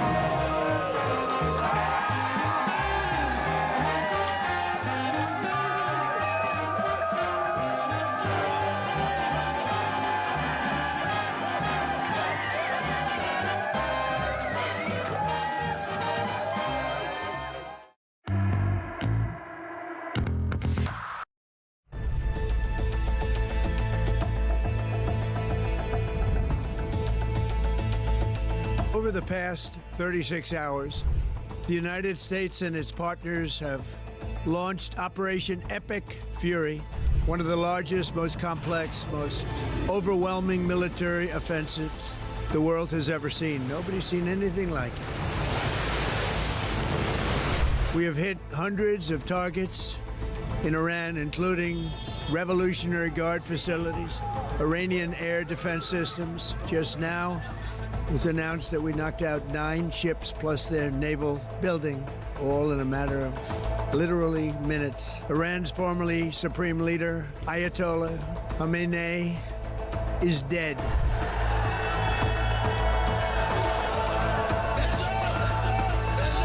I spoke to you about the situation in the Gulf and explained that the United Kingdom was not involved in the strikes on Iran.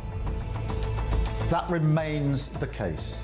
The basis of our decision is the collective self-defense of long-standing friends and allies and protecting British lives. That is in accordance with international law, and we are publishing a summary of our legal advice. We are not joining these strikes, but we will continue with our defensive actions in the region. Mr Farage, would a reform government have allowed US forces to use UK air bases for offensive operations in Iran? Yes is the answer to your question. I would have said to the Americans, please do use our bases. We will be supportive of you on this. There were a series of very loud blasts in the area of Dubai that I'm based in. That's in the marina area. It's a very touristy area, actually. Those blasts were the loudest we've heard yet, but equally we are reassured that they are most likely the sound of interception by the UAE's quite sophisticated THAAD interception. Across the UK, on DAB+, on YouTube, on your mobile, and on your side. This is Talk.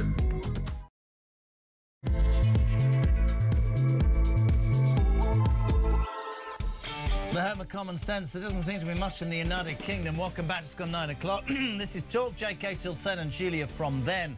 The two main news stories around. One is this hate march yesterday, an orgy of hate, the Al-Quds rally in London, where it seemingly is all right for you to burn an Israeli flag, kiss the placard with Ali Khamenei's face on it, the man who murdered thousands of his own people and sponsored terrorism across the world. Our reporter Samara Gill, if you didn't hear earlier, amazing piece. It's on our YouTube channel. I mean, was jostled, abused, shouted at by Muslim men, get out, get out, get out. And there was this organisation, what was it? The Muslim, I don't know what it was called. It was sort of Human Rights Commission, who, by the way, got £450,000 as a charity from our government to run things like that, which are pure hatred in our streets. And the impact is that we're talking about absolute anti-Semitism. Our Prime Minister's married to a Jewish woman. We did a report today that alarming university studies show that 20% of students now refuse to have a Jewish housemate. That sort of hatred on our streets is perpetrating what's going on. We've obviously got the situation in Iran. The other talking point today is energy prices. Whether you agree with Starmer sending a boat to support the US push in the Straits of Hormuz, the big piece of waterway that saves all of our oil prices. It's really shone a light on our energy prices. He's holding a press conference this morning. God knows what he's going to say. Apparently he's going to say, I'm going to support energy bill support for targeted people like pensioners, and wait for it, you workers, benefit claimants. So more of us will pay tax to help benefit claimants. The truth about the energy crisis is simple, isn't it?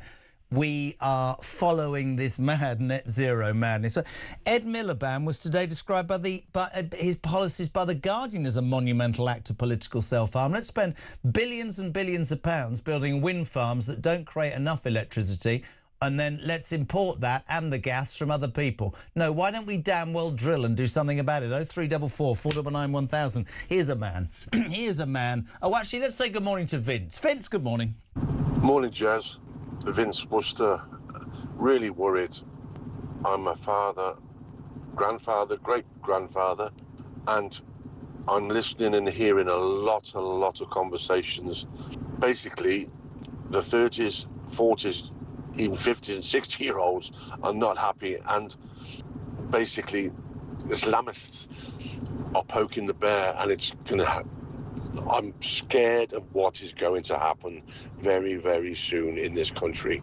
Do you know what's a really interesting point from Vince? Because, you know, if we discuss anything like this, people will say, what are you advocating? I'm not advocating anything. But if you look at that hate march yesterday, if you look at what that was spewing, if you think about the impact on the next or the younger generations, I don't know. There has to be balance, and there is no balance, neither in the police approach or the government's approach. We have become a society of apologists. We seem to allow that on the streets, which is blatantly anti-Semitic, which is racism, but you're not allowed to walk around with a Union Jack. And I'm sick to bleeding death of people saying, oh, I know. What's going to happen? He's right, Vince. Nobody's advocating something, but the silent majority have genuinely had enough. I'm delighted to be joined now by... well, I love this man. Conservative peer, former advisor to Boris Johnson, don't hold it against him, Lord Marland. A very good morning, sir. How are you? Very good, Jeremy. And there's a caption underneath it saying useful idiots. Is that referring to me or not? You and me, mate. You and me. No, this was no, it's absolutely, take it down. We've a peer on the show, you buggers. No, this was genuinely in the Sun newspaper this morning, and we might as well start there. You're a man who I would believe espoused what I call traditional values. They are, look, Iran's useful idiots. Let's talk about this Al-Quds rally yesterday, because, Lord Marland, this was an orgy of hatred. It was anti-Semitic, and I do not understand why I see myself now living in a country where, quite rightly, racism is called out. But why is it never called out against the Jewish population? It's amazing, isn't it? We're a country, Jeremy, who's lost its mojo completely, its sense of direction, in many cases lost its understanding of right and wrong, where we have a collapsing edifice of government. And I'm not talking about the politicians, and it's not a political point, but the police don't know which direction to turn. The civil service do not perform the job of running this country. They have failed absolutely to manage these issues. And so we have this terrible mess at the moment of, and it is compounded by the Prime Minister, who makes endless U-turns that no one knows what the direction of travel of the country is. I've done 14 flights in 3 weeks fairly recently. I've been to, therefore, a lot of countries, and we're becoming, I'm afraid, a bit of a laughing stock. So our status on the world stage has diminished, and the mess we have in the UK is completely amazing. By the way, I'm all in favour of marches and people free to protest, but not in a disgusting hate way. That is totally unacceptable. People were shouting from the river to the sea, they were burning Israeli flags, and yet if you turn the boot on the other foot, if people, patriots, came out with Union Jacks and flags of St George and said, you know, we don't like what's happened since multiculturalism's been initiated, we don't like the fact that there are hateful Muslims. Listen, there are millions of lovely Muslims, but the fact of the matter is there is extremism, and it needs to be bloody well called out. And if it's not called out, we're going to find ourselves in a mess. But we seem to have gone, as in so many things, we seem to have gone too far in one direction to placate almost everybody. I mean, I find it extraordinary that the Met Police, Lord Marland, this morning say they're investigating. I'd have dragged those people off the streets yesterday when they were... That vile Bob Villan, death to the IDF. So he's calling for death to people, and he's allowed to get away with that because he's, what, a musician? He should have been arrested on the spot. Yeah, I mean, they should be taking action, but the police, I'm afraid, have totally lost their mojo. They don't know which direction to do you think that's government's fault, or do you think that's the police, the bosses of the police fault?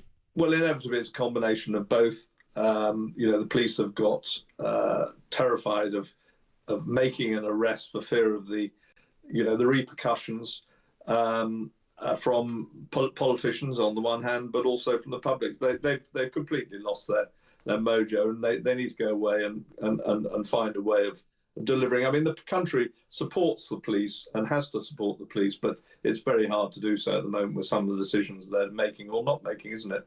Absolutely. So, you know, domestically, all sorts of issues. And it's interesting what you just said about 14 countries. You're the chairman of the Commonwealth Enterprise and Investment Council. And I keep saying to people, whether I agree with Starmer about getting involved or not, I think it was particularly pathetic the way he held back the access to the bases. But for him, it was always going to be, he said, country and then party. That's a load of, it's party, country. Everything, I believe, decisions he makes is to placate his own backbenchers. But you're telling me that the countries you go to are looking at the United Kingdom differently, my friend? Well, they have, because they've always looked to the United Kingdom for leadership. I mean, the Commonwealth countries in particular, 56 countries of the world, a third of the world's population, they've looked to the UK for leadership, and so they look to the UK and they're not interested in the Commonwealth. So it's really bizarre, isn't it, that in this world where Donald Trump has created this fantastic opportunity for Commonwealth countries, and not just Commonwealth countries, but those countries where he's put 75 of them, he's put visa restrictions on, those countries he's put tariffs on. They're all now looking for new trade routes. They're now looking for ways of not doing business through America or with America, because it's penalized. And here is a great opportunity for those 56 countries to remember the relationships they've had with it and trade together. And unfortunately, there's no leadership coming from the United Kingdom in wanting to do that. And it's such an open goal, isn't it, Jeremy? I couldn't agree more.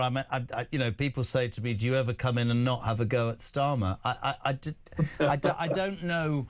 Let me bring you on to the other main news story of the day, which is obviously this morning his lordship's going to hold a press conference where he's going to offer support in terms of energy costs for pensioners and, wait for it, benefit claimants. And I know exactly what, so do you, I know what exactly is going to happen next. They are going to blame spiralling energy costs genuinely on this situation in the Middle East. And it was my criticism of Johnson, and I would say that to your face. Net zero is an ideology that is going to cost this country billions. And I honestly, to me, there's enough going on. I'd love your response to this, though, because you're an intelligent man. Imagine I'm not. I wish. Well, no, it's true. So I'm 120, I did this morning, 120 billion in debt, right, Lord Marland? And the banks are saying you need to pay interest on that, which I'm really struggling with. But then in my garden, or in my shed, I've got about £250 billion worth of, I don't know, oil underneath my garden. But I'm not going to dig that up. I'm going to stick to this ideology. And then when I realise that ideology doesn't create enough gas, electricity, whatever, I'm going to import it at twice the cost, and your bills are going to go up. But if I just drilled or fracked or did whatever, everything about my country's finances would be improved.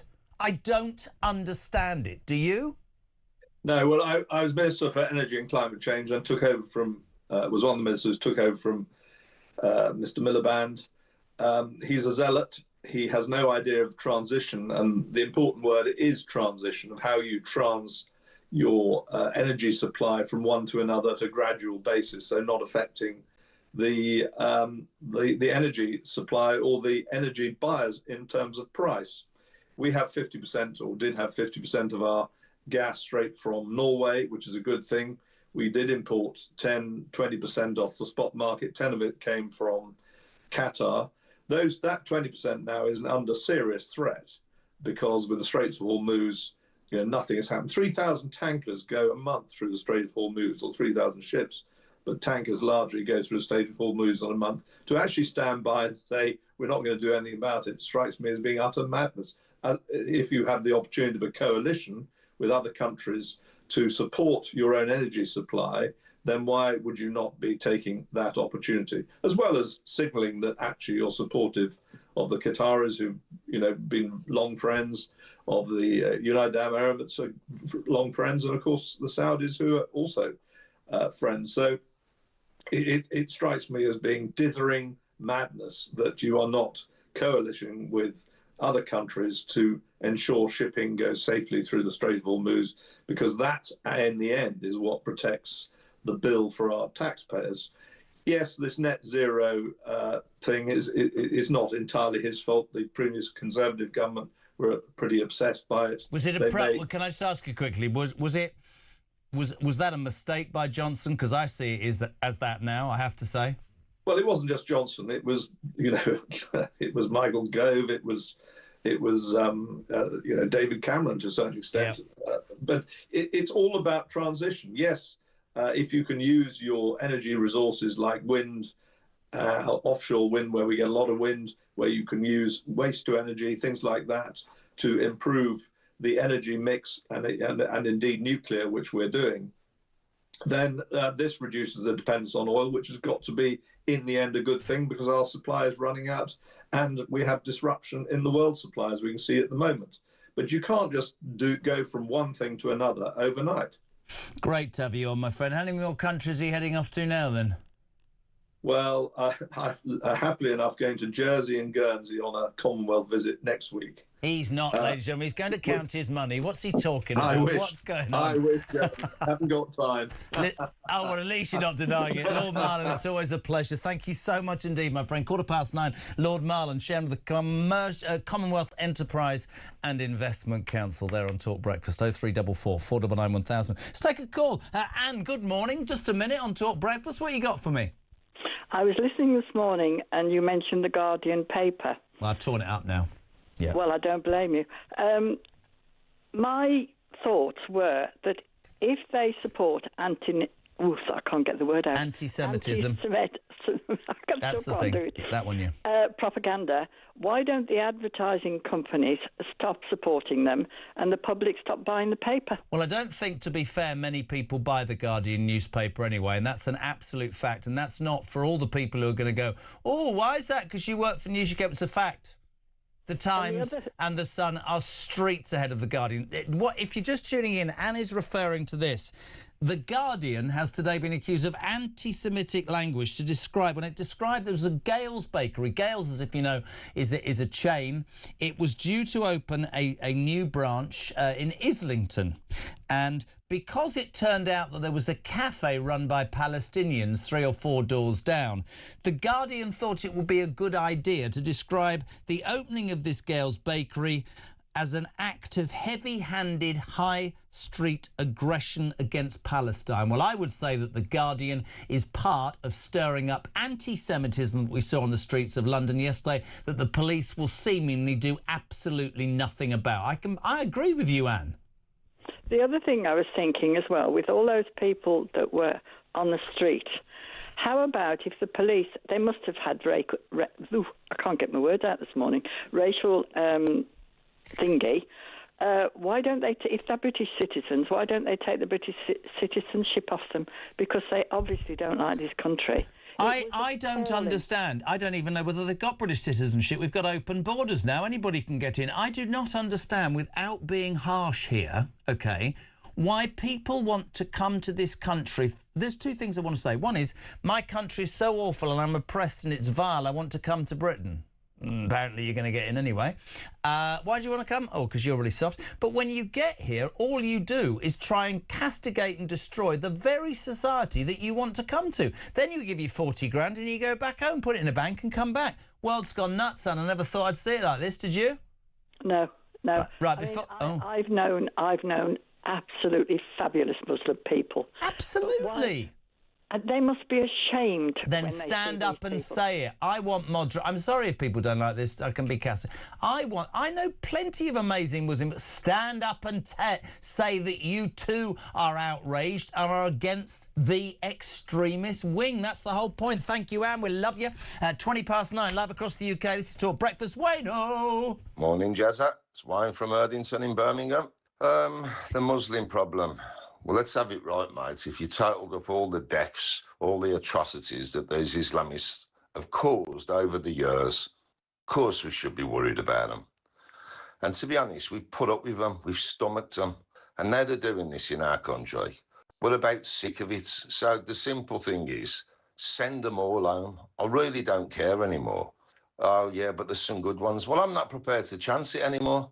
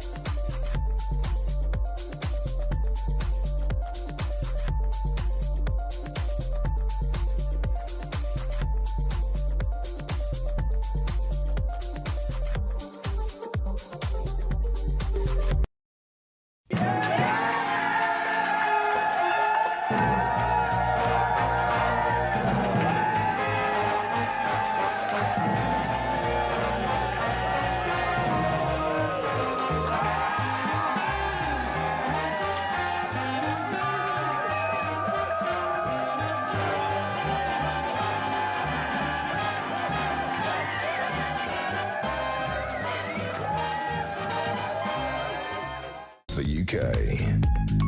On DAB+, on YouTube, on your mobile, and on your side. This is Talk. Welcome back, 9:23. Ahead of 10 o'clock, Di Davis, ex-Royal Protection Officer Jack Elson, political editor of The Sun.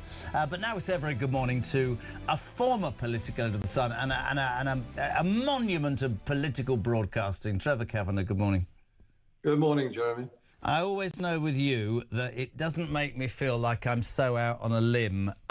You undoubtedly will have followed that, well, I'm going to call it orgy of hatred yesterday. That was the Al-Quds rally in London. I just want for you, and maybe for people who didn't catch this earlier, we sent Samara Gill, our breakfast reporter, down. She got some astonishing footage, including how the a charitable organisation like I think it was something like the Muslim Human Rights Commission, tried to bully her, grab the camera and the microphone and not allow us to report. Have a watch of this, Trevor. This was yesterday. Samara on Talk.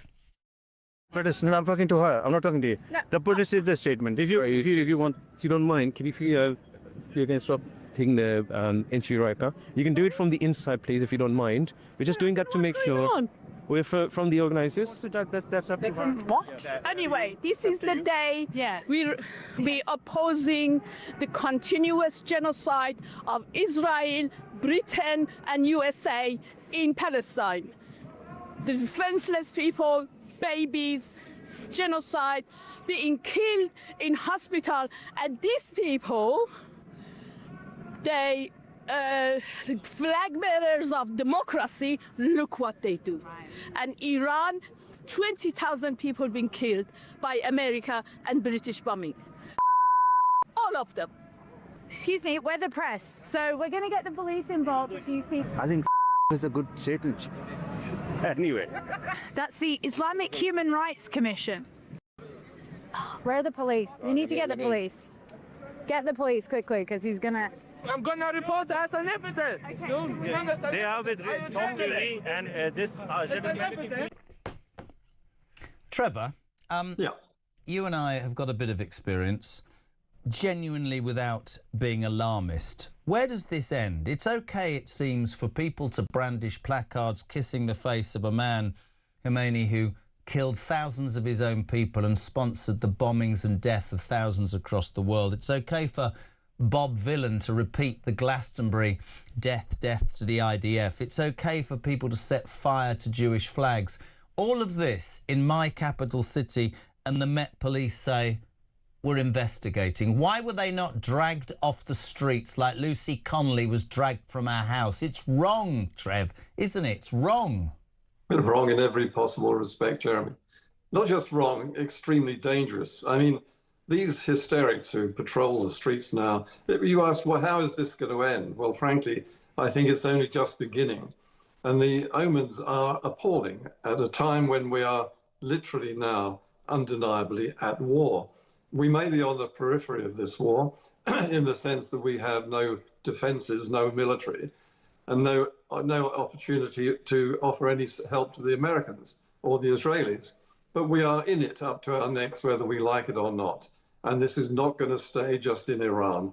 This is going to spread, and the results, even if it does stay just in Iran, are going to hit us between the eyes over the coming days, weeks, and months, and possibly longer than that, as we start to find that we are suffering the sort of hardship we haven't seen since World War II. Are you saying we are at war with an Islamist threat, my friend? We are. A domestic threat. This is just one symptom of it. It's a quite virulent threat. It's become extremely noisy and, as I say, increasingly dangerous since the battle in Gaza.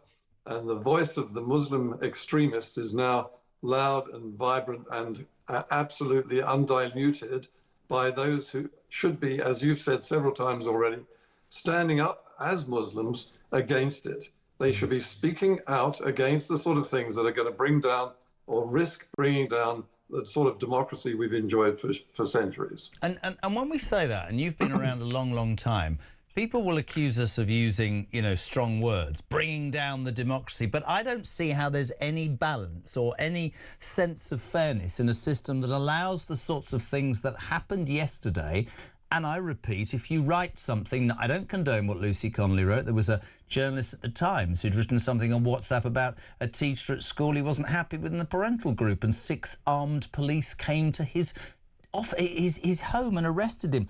All of our priorities are wrong, which does, I'm afraid, come back to me thinking without any shadow of a doubt that our current Prime Minister lied massively when he said he put country before party, because almost every decision he makes is to save his own political skin. Those people yesterday, including that dreadful singer, should have been rounded up and arrested and thrown in the nick and prosecuted, but they won't be. But he's allowed to say, let's kill Israeli soldiers, and he gets away with it. And you're right, where does that end? Because none of us in this business want to advocate anything, but you just get the sense that people are becoming more and more afraid, frustrated, angry and annoyed as they try and live their lives, and this crap's allowed to carry on. Absolutely, and we are, as I've said, we are at war. One way or another, we're at war, both on the military front and on the civilian front. And we have a government which is not on our side. It is a socialist regime which sides with those who oppose the very things that we have fought to defend in 2 world wars. I mean, what we're seeing in those street demonstrations is just the top edge of what is the surface of what is going on in Britain today, across the country, where people are being allowed, because they are Muslims, to say what they like, because they have the power to choose Labour MPs or to dump them.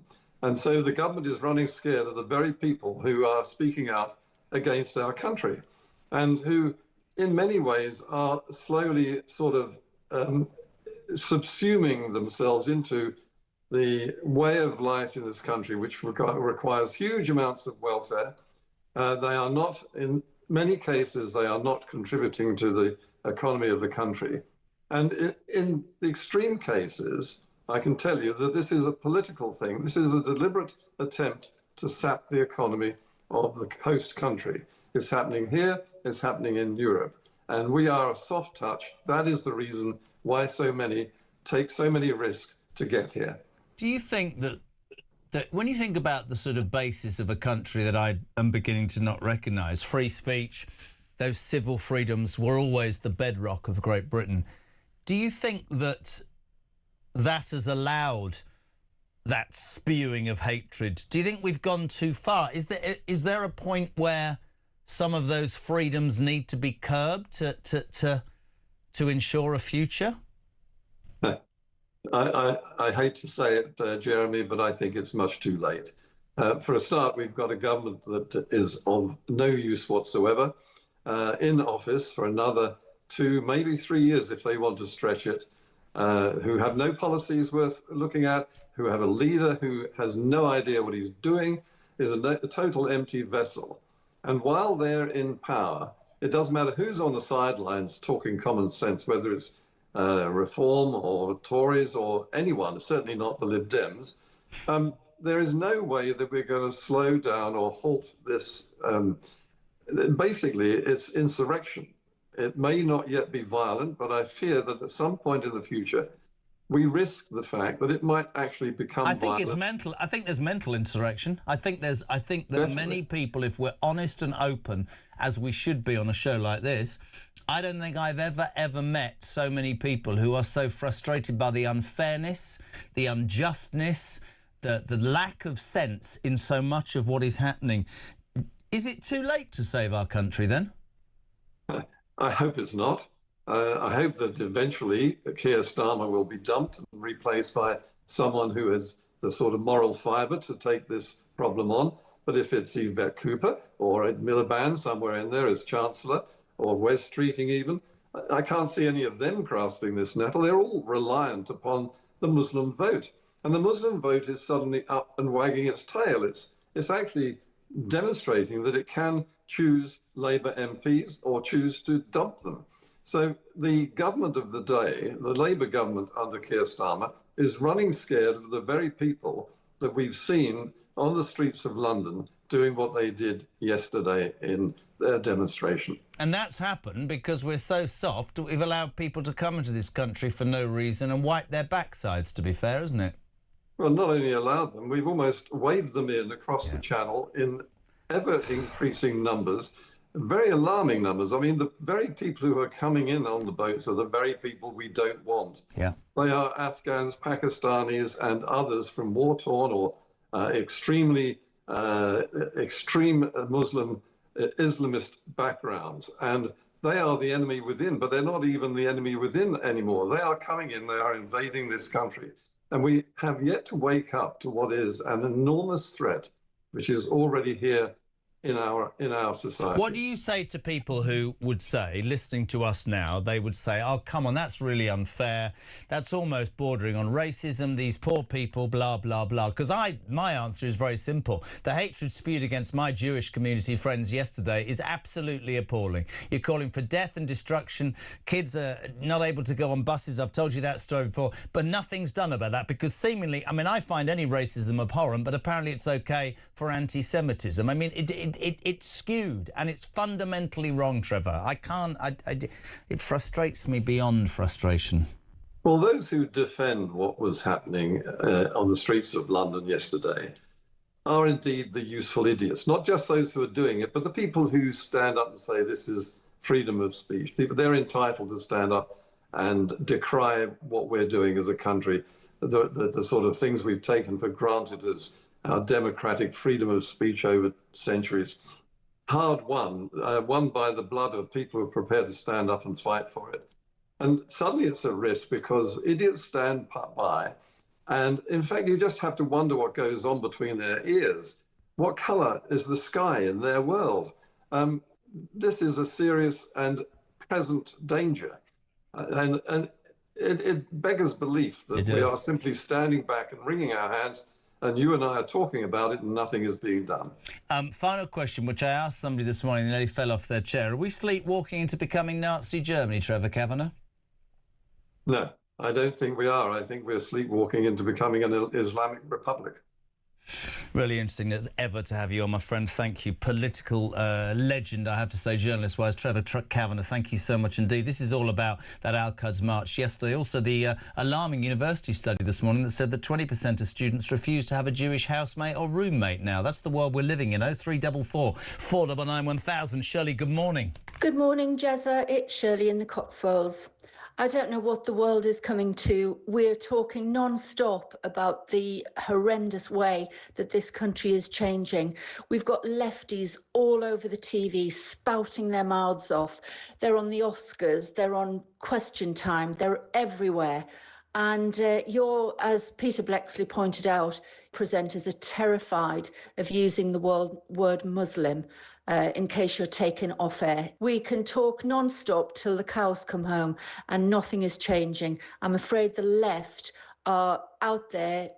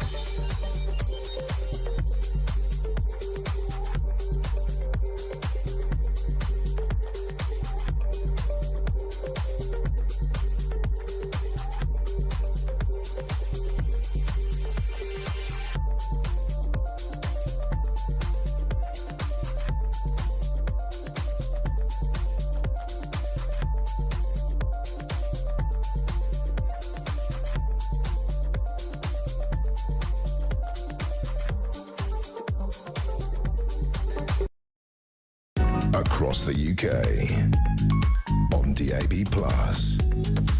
on YouTube, on your mobile, and on your side. This is Talk. Welcome back, 20 to 10. Jez, regarding the oil crisis, what has happened to our oil fields sitting on our own doorstep? Why can't they use what is close to home, says Jane in Kidderminster. Oh, no, that'll upset the Friends of the Earth. Hello to Reg. The 20% of British students that refuse to have a Jewish housemate should be turfed out of university, and if they're not a British citizen, should be turfed out of the bleeding country. Hello to Tash in Bexhill. Good morning, JK and team. Read the RSPCA. If you didn't know, this is a story earlier that the RSPCA said that rats, pigeons and seagulls should feature on banknotes rather than Sir Winston Churchill. Wanting to put rats on banknotes. I would think it's a fabulous idea if they were putting endangered and vulnerable animals on banknotes, like hedgehog. You mean, I tell you who's an endangered animal, that's Keir Starmer. Seagulls are not so engineered. Great show. Oh, and all those at the rally yesterday, why don't you just stop their benefits? Hello to Delta. Please note, forget the pun, but taking Churchill off the back of British notes is only the £5 note. Brilliant. Hello to Jill. Have you noticed how the BBC News always say, according to the Iranian authorities, when reporting on the Iran war? No idea. Don't watch the BBC. Tripe. 20 to 10. A very good morning to a man who's seemingly just recovered from the excesses of the Cheltenham Festival. Look at him outside Downing Street. Morning, Jack Elsom. Good morning, Jeremy. How are you? Well, I'm all right. I bet you're waiting with bated anticipation because we have a press conference outside. Where is the press conference? Outside or inside, pal? With Keir? It's going to be inside, but so I need to dash in about 5 minutes' time to go in there. Otherwise, it's a cut-off. No, don't worry. So the PM will hold an emergency press conference where he will set out support for energy bills with targeted support for pensioners and wait for it benefit claimants. That'll go down like a cup of cold sick, won't it? Well, yeah. I mean, I guess there's two things there. You know, Keir Starmer clearly at the moment is seeing the impacts on the cost of living at home of the war in the Middle East. Clearly, the Strait of Hormuz still closed to most shipping vessels, and therefore it's just totally choking the oil supply coming from the Middle East round to countries like the West. Now, yeah, you're right. I mean, like, I think the centerpiece of this announcement today is going to be about heating oil. Not many houses use it. It's big in Northern Ireland. It's probably going to cost about tens of millions of pounds to cap that, because unlike normal energy prices on the gas grid, heating oil is not actually capped.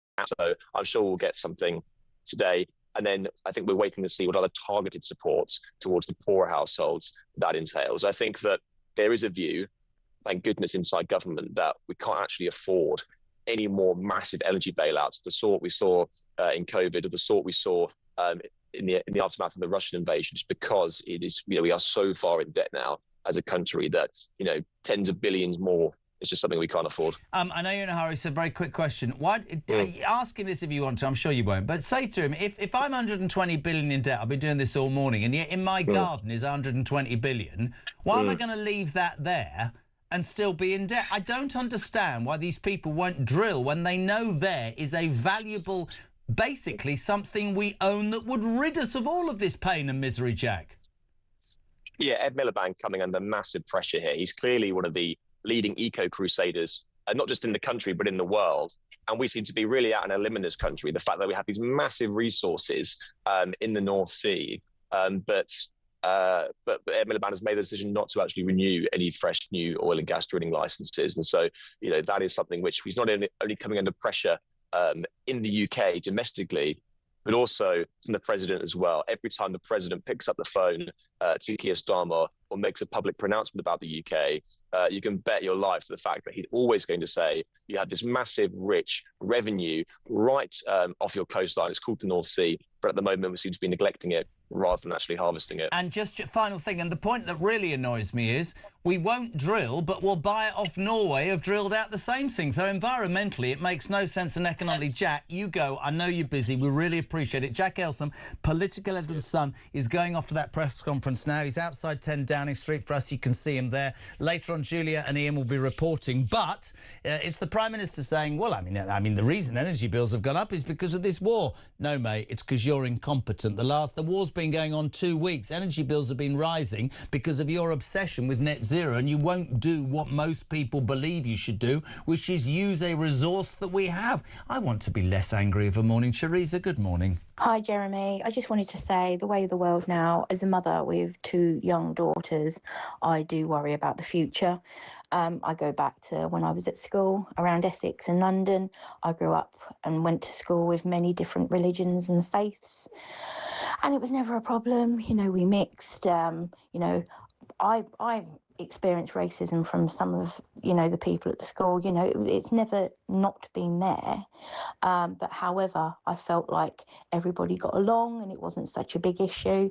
I just think the way of the world now, everybody has just turned so racist, and especially a lot of the Jewish people and the white people suffer most of the racism I feel now in this country.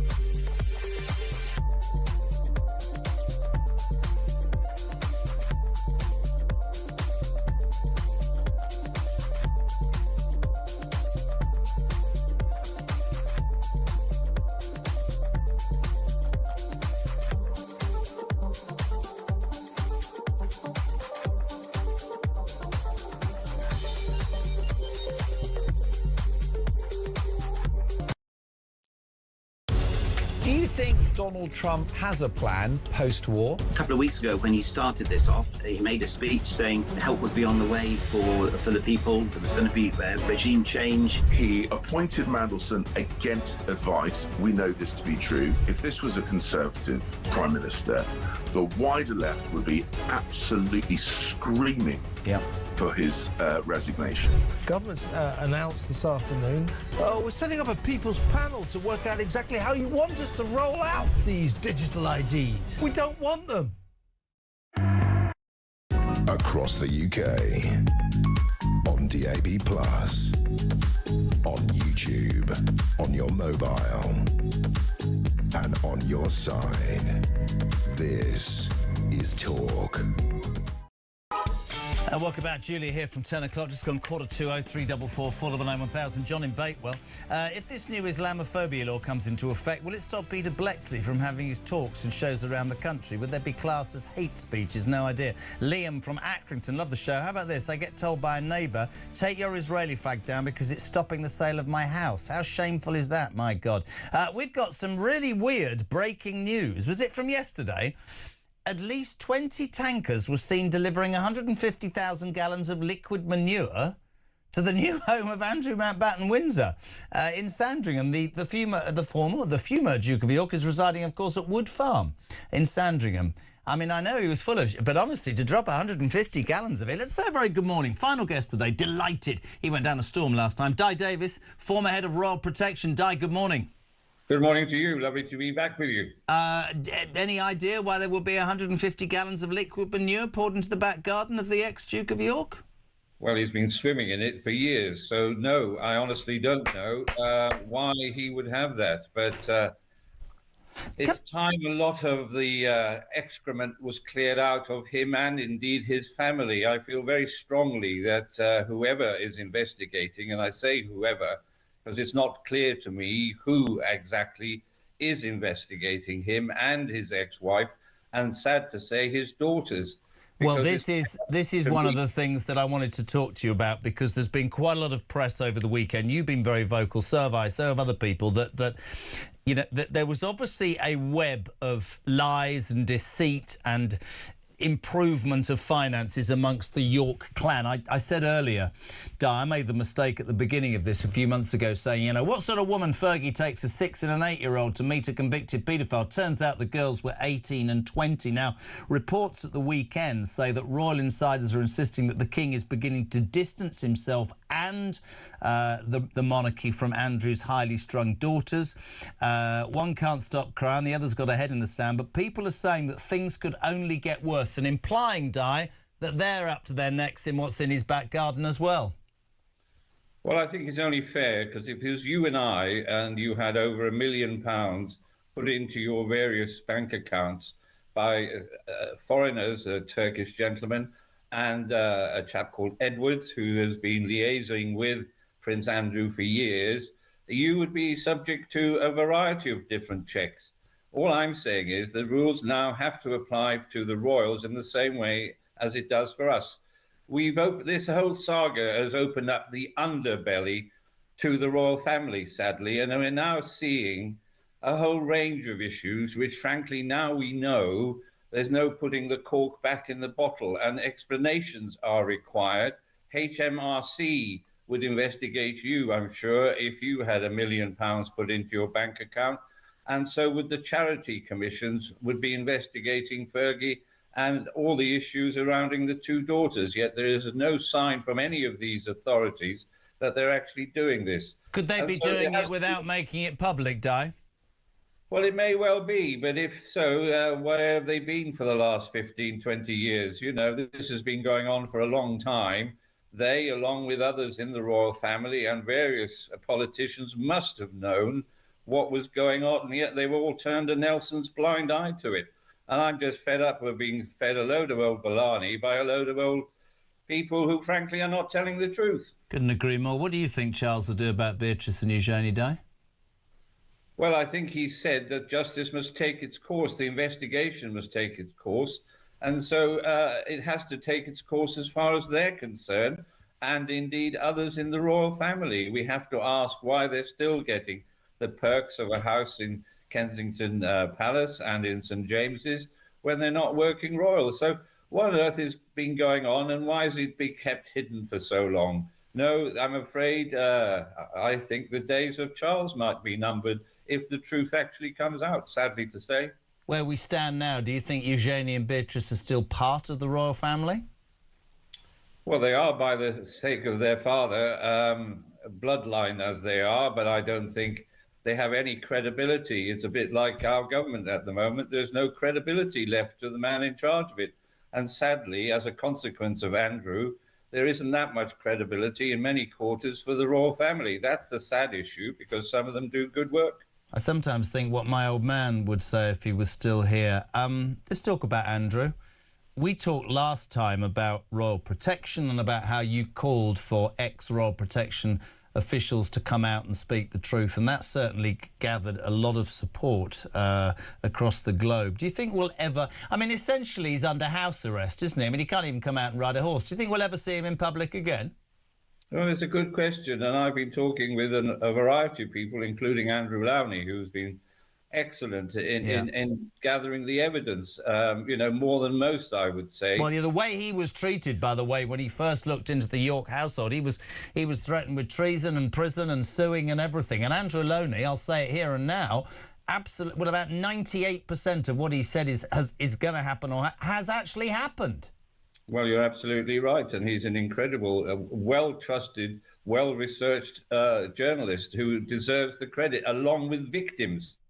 If we didn't have victims like Virginia, we wouldn't be where we are now, and we often always forget to talk. We wouldn't be here without those brave women and girls who've come forward. I mean, it's just a scandal, and yet again, I suspect it will take months and months, and it'll be kicked into the long grass if I know the establishment. I want to ask you a question. It's a personal question. Tell me to do one if you don't know answer it. When you would, everybody knows, they'll take the mickey. The old man worked for the Queen Mother 40 years. He used to tell me all sorts of stuff. When you were doing your job, did you Did you get a sense about some of these things? Did you turn a blind eye? Was it just your job? Is it only now that the light switched on? Does it make you go, well, yeah, da-da-da, or I'm interested? Well, to be fair, one of my superintendents who looked after Charles when I first got appointed, don't forget I came from the Territorial Support Group, a very different outfit. So I came in totally blind, hugely naive as to what the goings-on were. The truth is, none of this came past my desk. He called me a titular boss. Well, he soon found out I wasn't a titular. I had to look it up, by the way, because I didn't know what titular meant. But he got a shock. I've never been titular in anything. So what I'm trying to say is I was the head of it, the divisional commander, and I had teams under me. Those teams, as far as I knew, were doing a good job. Very rarely did anyone come forward and say, do you know X, Y, and Z has happened? And so the truth is, no, I had no idea of this issue. I did have an idea in regards to Prince Andrew and his womenizing. I did have some gossip, if you like, about certain other members, but it wasn't criminal. It wasn't something that required my action at my level. And so the honest truth, and I can look you in the eye by saying, no, I didn't. And I've been as shocked as many. What I did know, and I did try, was to get rid of the protection for the two women who are now referred to as girls, Eugenie and Beatrice. I thought that was a nonsense. I looked very carefully at other members of the royal family where they should get 24-hour protection. And as we know now, a great deal of them have lost that protection, which is right, in my opinion. I have to say I'm going to give a shout-out for somebody right now, because for me, one of the most this is from the old man, one of the most, if not the greatest member of the royal family is the Princess Royal. I've known Zara a long, long time. She wouldn't give Zara or the brother Peter Phillips titles. They don't have security. They've gone out and made their own money and they've made their own wine. She's married to Mike Tyndall and they are a shining example of what could have happened if Andrew hadn't tried, I think, and Fergie, to give their daughters what they weren't entitled to. Do you think that... Did you ever hear a situation when you were doing your job? Did he ever... I mean, I'm just amazed that Andrew could get young prostitutes or young girls into Buckingham Palace. Did he ever dismiss his security detail and say, we don't need you tonight, go away, leave me alone, whatever? Because it's astonishing to think what's coming out wasn't seen, not by your lot. I'm not in any way criticising. I'm just whether... Because he's notorious for treating people like in the worst possible way, isn't he? Was he rude to his security detail? Well, it's alleged to be so. Nobody came forward in my time there to say X, Y, and Z, or he'd been rude to them. He had been rude to me, but I won't go into details of what he actually said and why, when. I had met him on a number of occasions, and I found him obnoxious. I was aware that despite still being in the Navy, he was still going here, there, and everywhere. And I recall looking at the cost of it. And as I've said to you before, I've been trying to work out the cost of this family to the taxpayers by today's money, and it's got to be in excess of 150 million when you take in not only my officers but Thames Valley, Surrey, and every force in the country when they deem to visit. You also go on to the technical, the pensions, and all the rest of it. So the true cost to this country has been many, many hundreds of millions. And what have we got back for him? A deceitful, alleged sexual deviant like Prince Andrew and his family. Not the girls, I can't allege that against them, but I certainly will, and I'm alleging it against him. Final question, 30 seconds. Does this Andrew saga in the end bring down the monarchy or change it forever? I think hopefully it will change it for better, but I think there has to be a far greater degree of openness. There has to be a review of who pays tax, who benefits from the various royal grants, and the other monies that we as taxpayers give them. They have to be value for money. Many would say some of them certainly do not give value for money. Opening charity events and going to galas and going to wonderful things is a wonderful way of having your living, but it's got to be really worthwhile. And I think a much more modern type of royal family is what most of us would want. Di, always a pleasure, and I mean that, my friend. Thank you so much indeed. Di Davis, former head of Royal Protection. 3 minutes to 10 o'clock. A very good morning, Julia Hartley-Brewer. How are you? Very good morning. I'm a big fan of Di. He's been speaking an awful lot of sense on all this. You know, the stuff on the Mandelsson, I know, like, there's lots more going on. Cost of living, what's going on, you know, in the Middle East, but it still amazes me every other day there's another revelation. The Prime Minister's definitely lied to Parliament, definitely lied to the public, didn't talk to Mandelsson for this major appointment. These pictures of people... Why is everybody photographed in a bathrobe with Jeffrey Epstein? It's the weirdest thing. Do you think it's quite weird that 150,000 gallons of liquid poo was delivered to the back of Prince Andrew's house yesterday? Is that a farming thing? I don't know. I'm a London Di girl. Davis said he's been talking it for years. Maybe they've just decided to throw it out there. The other thing in the Al-Quds rally, have you seen the work that Samara did? That's astonishing. Yeah, 450 grand charity, the Islamic Human Rights Convention. I mean, again, it's all